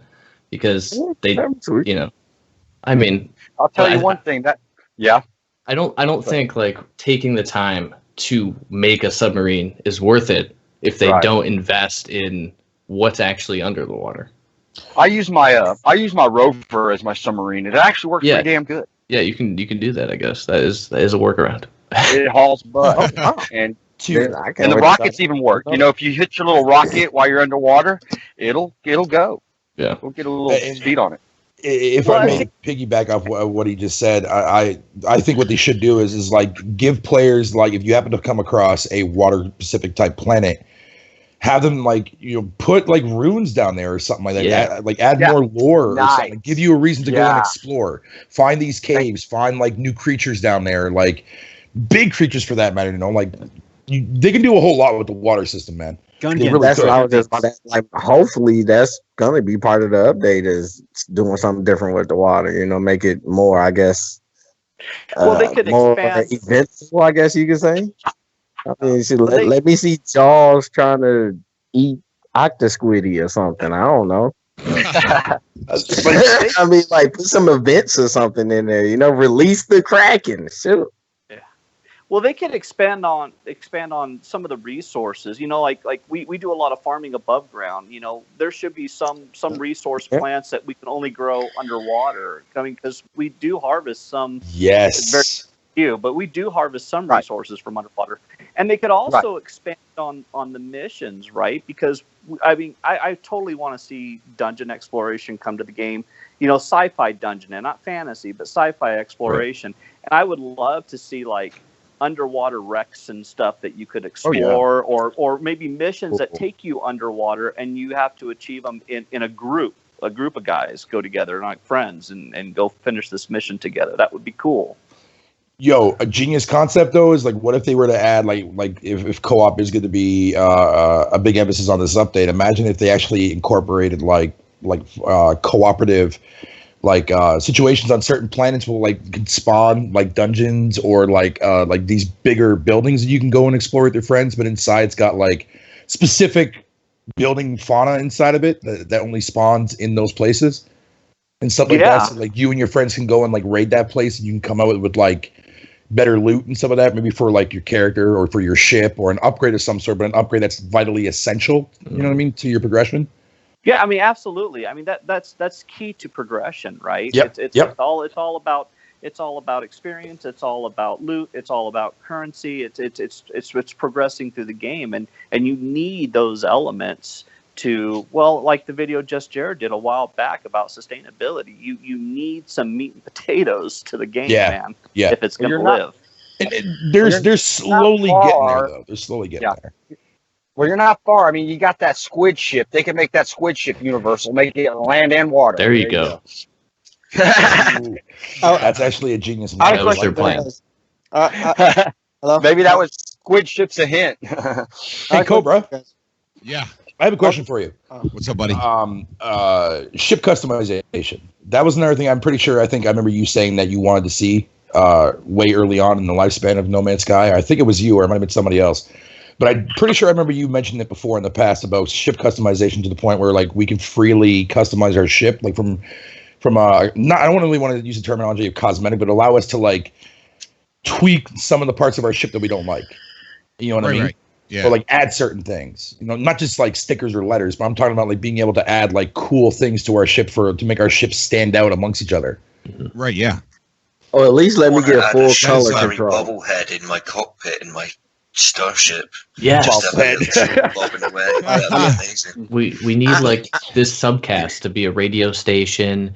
We need, you know, I have a video 100% dedicated to talking about the addition of radio stations while you're in your ship, and things like that. How cool would that be? Like live on Cobra TV when you're just like in your cockpit, or maybe a live chat, chat, like a live chat or something like that. Or like on the space stations, like you have like a little radio over the bar. It's just Cobra. Just reruns subcasts and stuff. Playing at the bar, the space bar. There you go. You could have like a little Twitch chat running on one of the little screens in your starship. Yeah. Just like constantly rotating with the nearest comments. Turn on the station. Cobra's washing the dishes, and you're like, what? What's How about this? How about this though? Like the radio acts as like a voice chat within the region that you're in. Yeah. Dude, that would be. That seems like more. Like it could happen, honestly. Yeah, I mean, like imagine just sitting there, and like, you know what? Let me see if anybody's actually in, because the regions are pretty big for the star systems, right? So, like, imagine just being able to like to sit there and like hold down, like I don't know, maybe like left or right on your directional pad, and be like, "Hello, anybody out there?" You know, the walkie-talkie. This is BRO, and you are listening to Cobra Radio. Right? Like how awesome would that be, though? You're just sitting there out of nowhere. Next thing you know, you hear like somebody in the voice chat like saying, "Yo, I'm being," you know what I mean, like you know they're in trouble or they need help or they're stranded or something like that. It's like, "Yo, I'm on my way. Let me know where you're at." And then when you ask them that, like they can actually like maybe like ping or something like that on the actual galactic map or something like that to show you that there's a person like that's there, or some kind of form of like player activity that way you like you know that somebody's there without having to scan it. If that makes sense. Yeah, I get that'd be so cool, man. It really would. Signal. I often thought about making a second channel and just taking these subcasts and just taking the whole entire playlist and just letting it stream live 24 hours a day. Wow. Just for the hell of it. You know, just for the heck of it. Not on this channel. You've got enough content now, Cobra, by easy, I think. Actually, yeah. Yeah, you do. You got what? 5 years worth? 4 years worth? It's crazy. Like I was looking at this just this past week alone is like, you know, each one of these subcasts, and we do them every day, is no less than an hour and a half each time. And some of them are 2-3 hours long. It's crazy. It's crazy. It's like when I look at how much time I spent on this mic, man, that's a lot of time. Hardcore time, man. Time well spent. Up on my screen it says 3 hours ago this one started, so we're doing good tonight. So I have a question. I have a question for everybody that's in here and everybody in the chat. So when next drops, 45 minutes ago, I didn't even know it was that long. So real quick though, Cobra, before you end this, I just want to ask everybody on the actual panel, everybody in the chat, when next drops, how many of y'all are going to be starting over fresh on normal or on survival mode? I've already deleted my save. I'm definitely starting over because I can't stand the star system that I'm in. I need to go back home.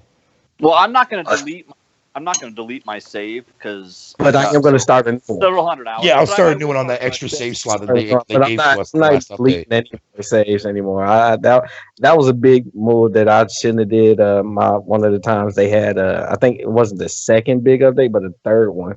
I ended up deleting the save. So did I. From the very first one that I had. And I kind of really wish I didn't because I had my 48 slots on everything, and it's like now I'm, like I said, the way I play now, when I go back into it, I'm just now getting like 20 something slots on like my suit, and I just finally found like a 30 slot ship, and it's like I'm really grinding now.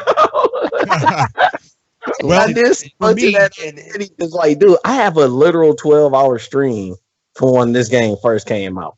Like I was on, it's got that hardcore. I think it was 11 hours and 55 minutes, and because that was back when I was trying to go for breaking the game world gaming record. Which I never got a chance to attempt. So. I was like, screw it. At least I got the long stream of No Man's Sky up on there. Right, so yeah. Hopefully For me, it depends on how much of a change. Like, if it's a better experience to start over, then I'm going to do it. Even that, I don't even know why we're having this conversation. We got multiple. I mean, it's a good conversation, but what I keep forgetting is that there's multiple saves. Right. We could start a brand new normal mode. I don't like doing multiple saves, to be honest. I like having that one save and just like really treasuring it, just really making sure it's my everything.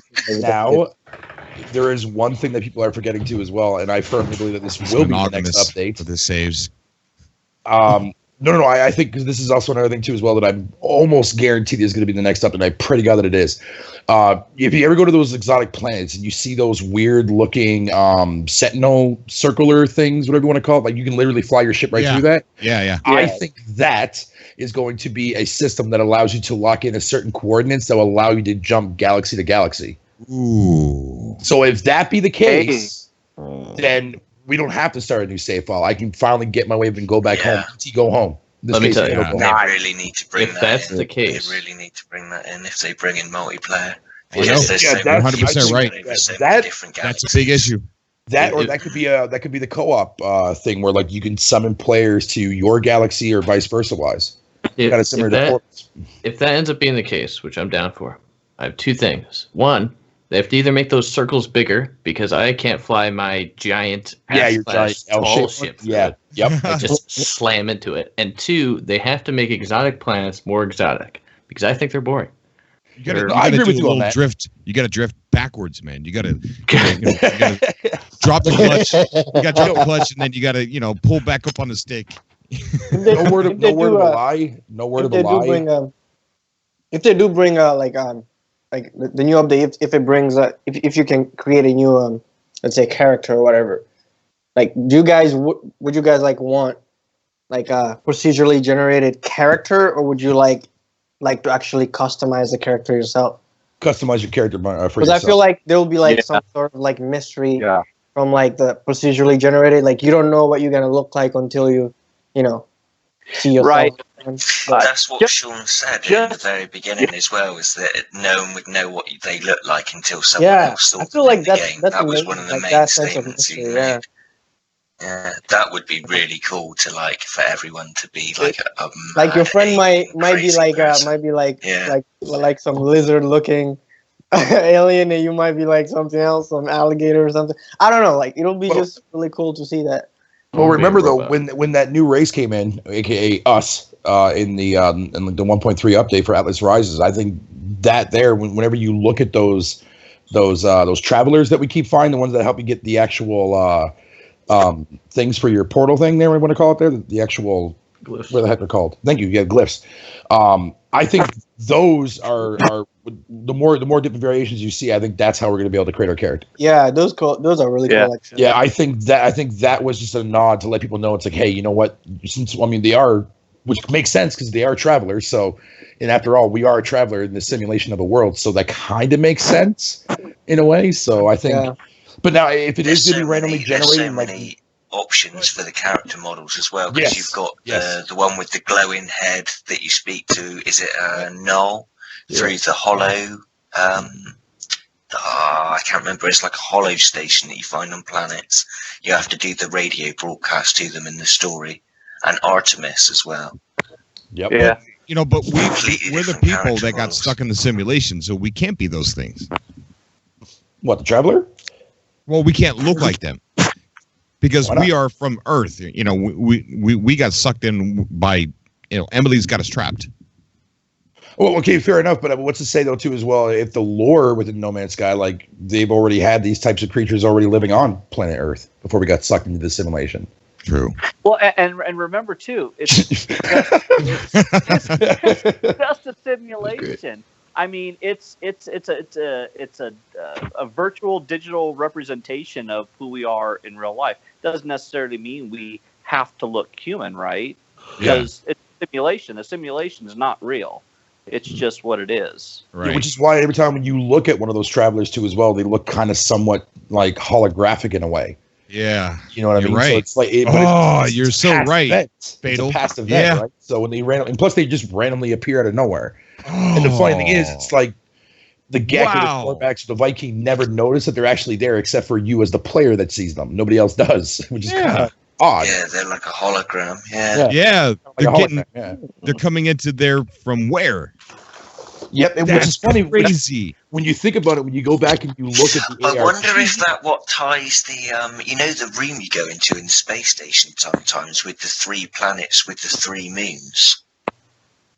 You walk up to the like little console and it's like it's like a grid and you've got the floating holograms of the planets. I wonder if that's something to do with where the travelers come from.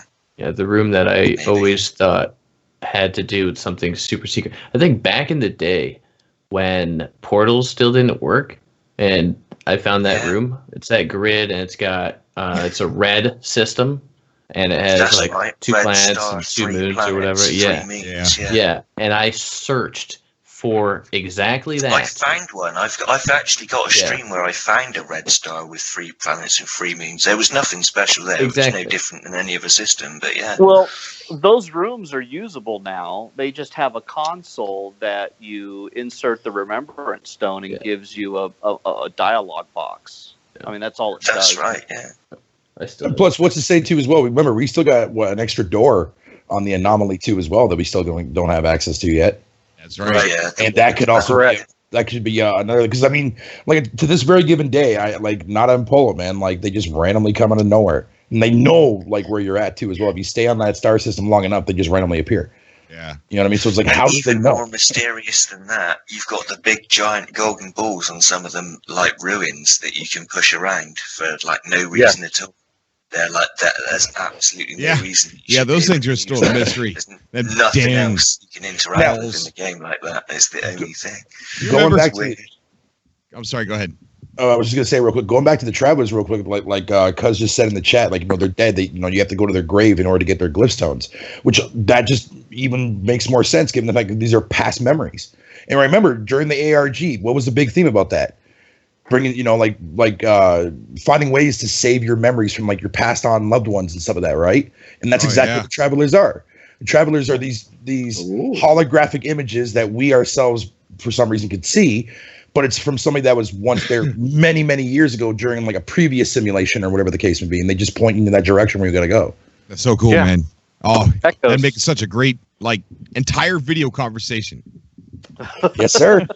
Yes, sir. It really would. Guys, we're gonna have to get off of here, man. This was a beefy stream. I mean, we went over 3 hours. Yes, we did. Oh, very man. Cool. It's good. It's good. When it was fun when you don't even realize it until just all of a sudden. I know, guys. That's great.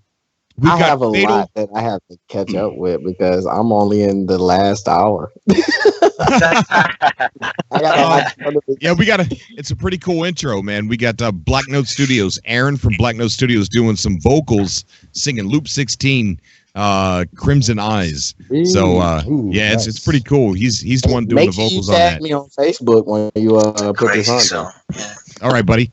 We got Fatal Mephisto, guys. He's coming back to YouTube.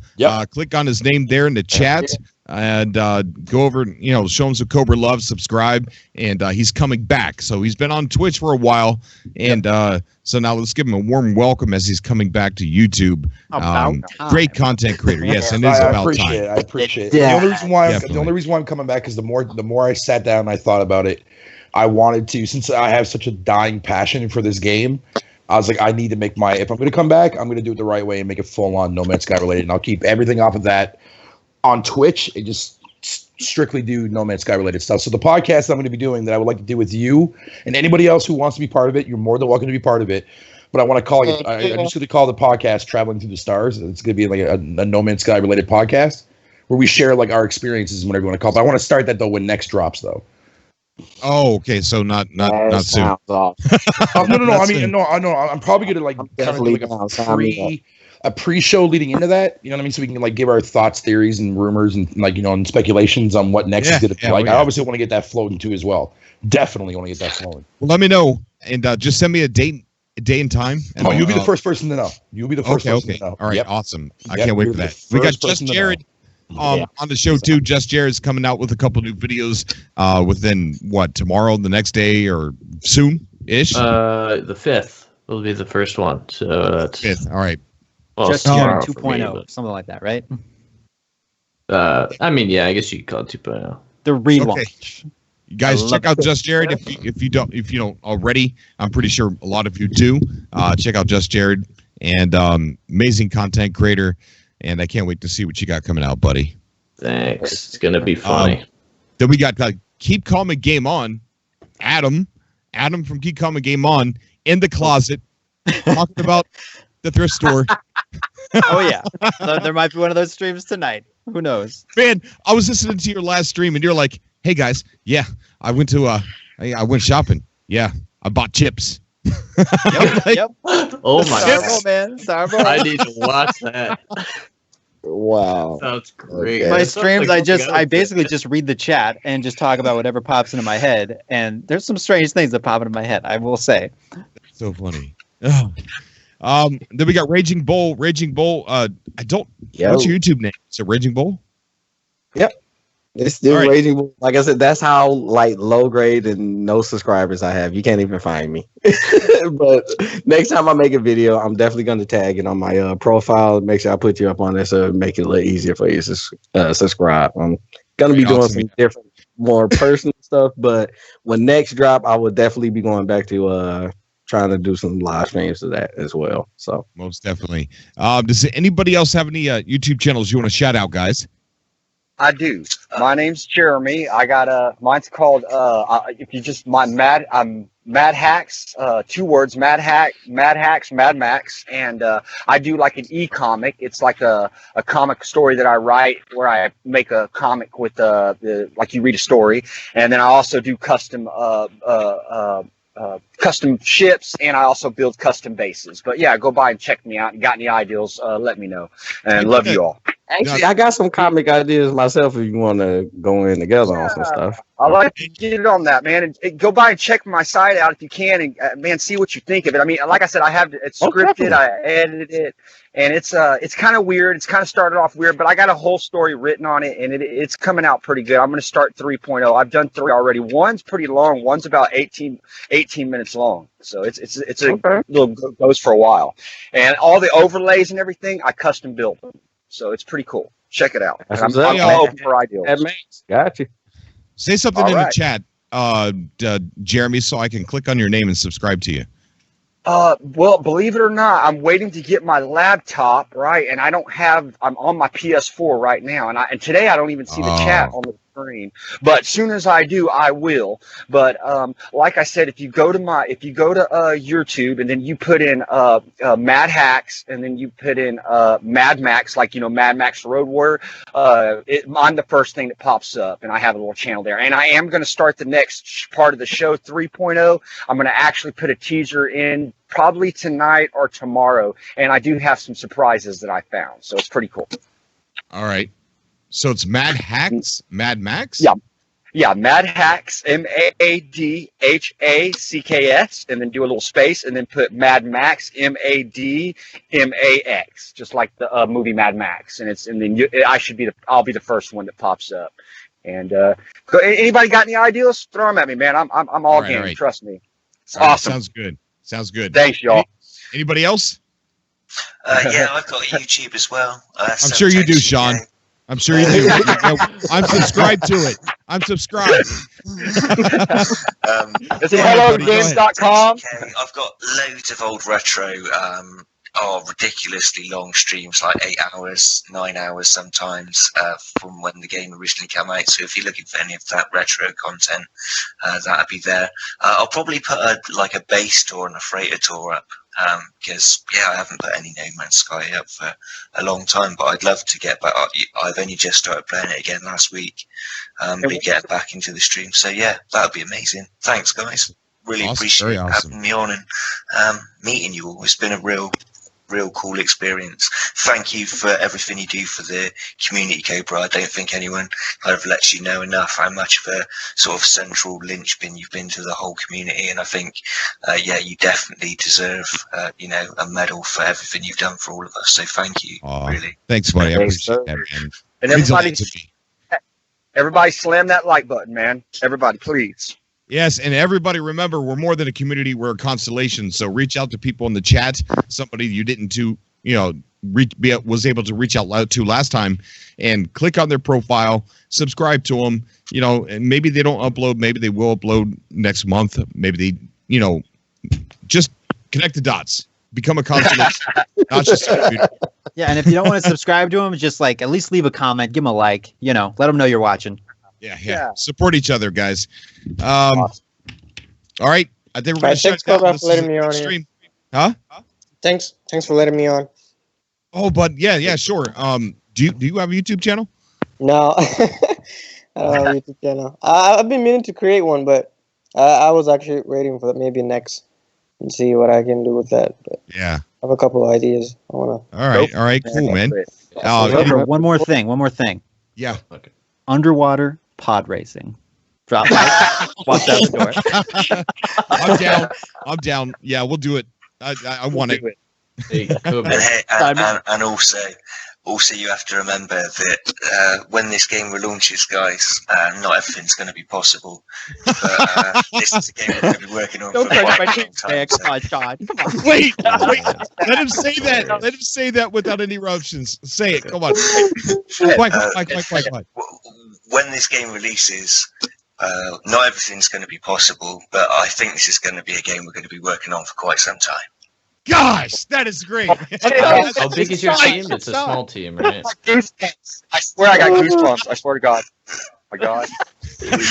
Spot on. He was spot on. Yes. Oh, that is awesome, dude. All right. We're going to end it right there because we can't beat that. We can't beat that. Okay. At all. All right, guys.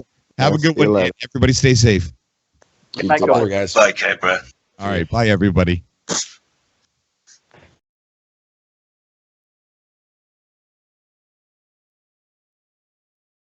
Hey Cobra, this is for you and your awesome community.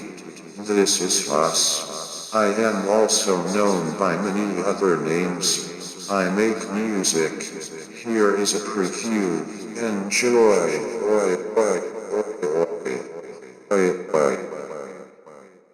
Our demise is upon us, travelers. Prophecies have foretold the destruction of our...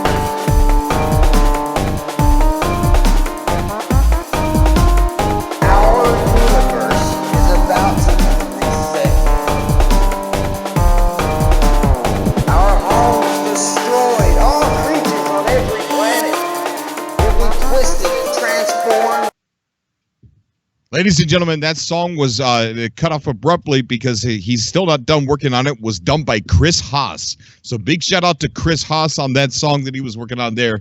And then we got one more I want to play, and this is for all the people coming by my channel, Hello Games Liars. So we're going to end it with this one. And as always, I love you guys. I'll see you all again. And until next time. Yeah. This song going out to all the No Man's Sky player haters out there. This is by NMS Posse. NMS Posse coming at you. But we don't fucks around, son. You better listen to this, because this is the real. Sean didn't lie. Not everything is possible. And when we ship the game, not everything will be possible. But this is a game I think we're going to be making for quite a while. You know, even after it comes out. Is it fair to say that right now you guys haven't decided exactly what those things are as well? No, actually, we have a really good idea of what it is. Of course they do. You know what they're doing? What the fuck is you doing, son? You don't have a clue. We have a really good idea of what it is. All you little bitches will cry. Try to say Shamari fucking lie. But he ain't going to make the hype. You done your own grave for the night, bitch. I wanna see one of y'all make a game that can be infinite in size and fame, and take us all to a place that dares to explain why we're here in the first fucking place. But no, you just wanna cry like a bitch. Get on your message board and talk a bunch of shit about something you don't know dick a fucking about. So all you little pussy just shut your fucking mouth.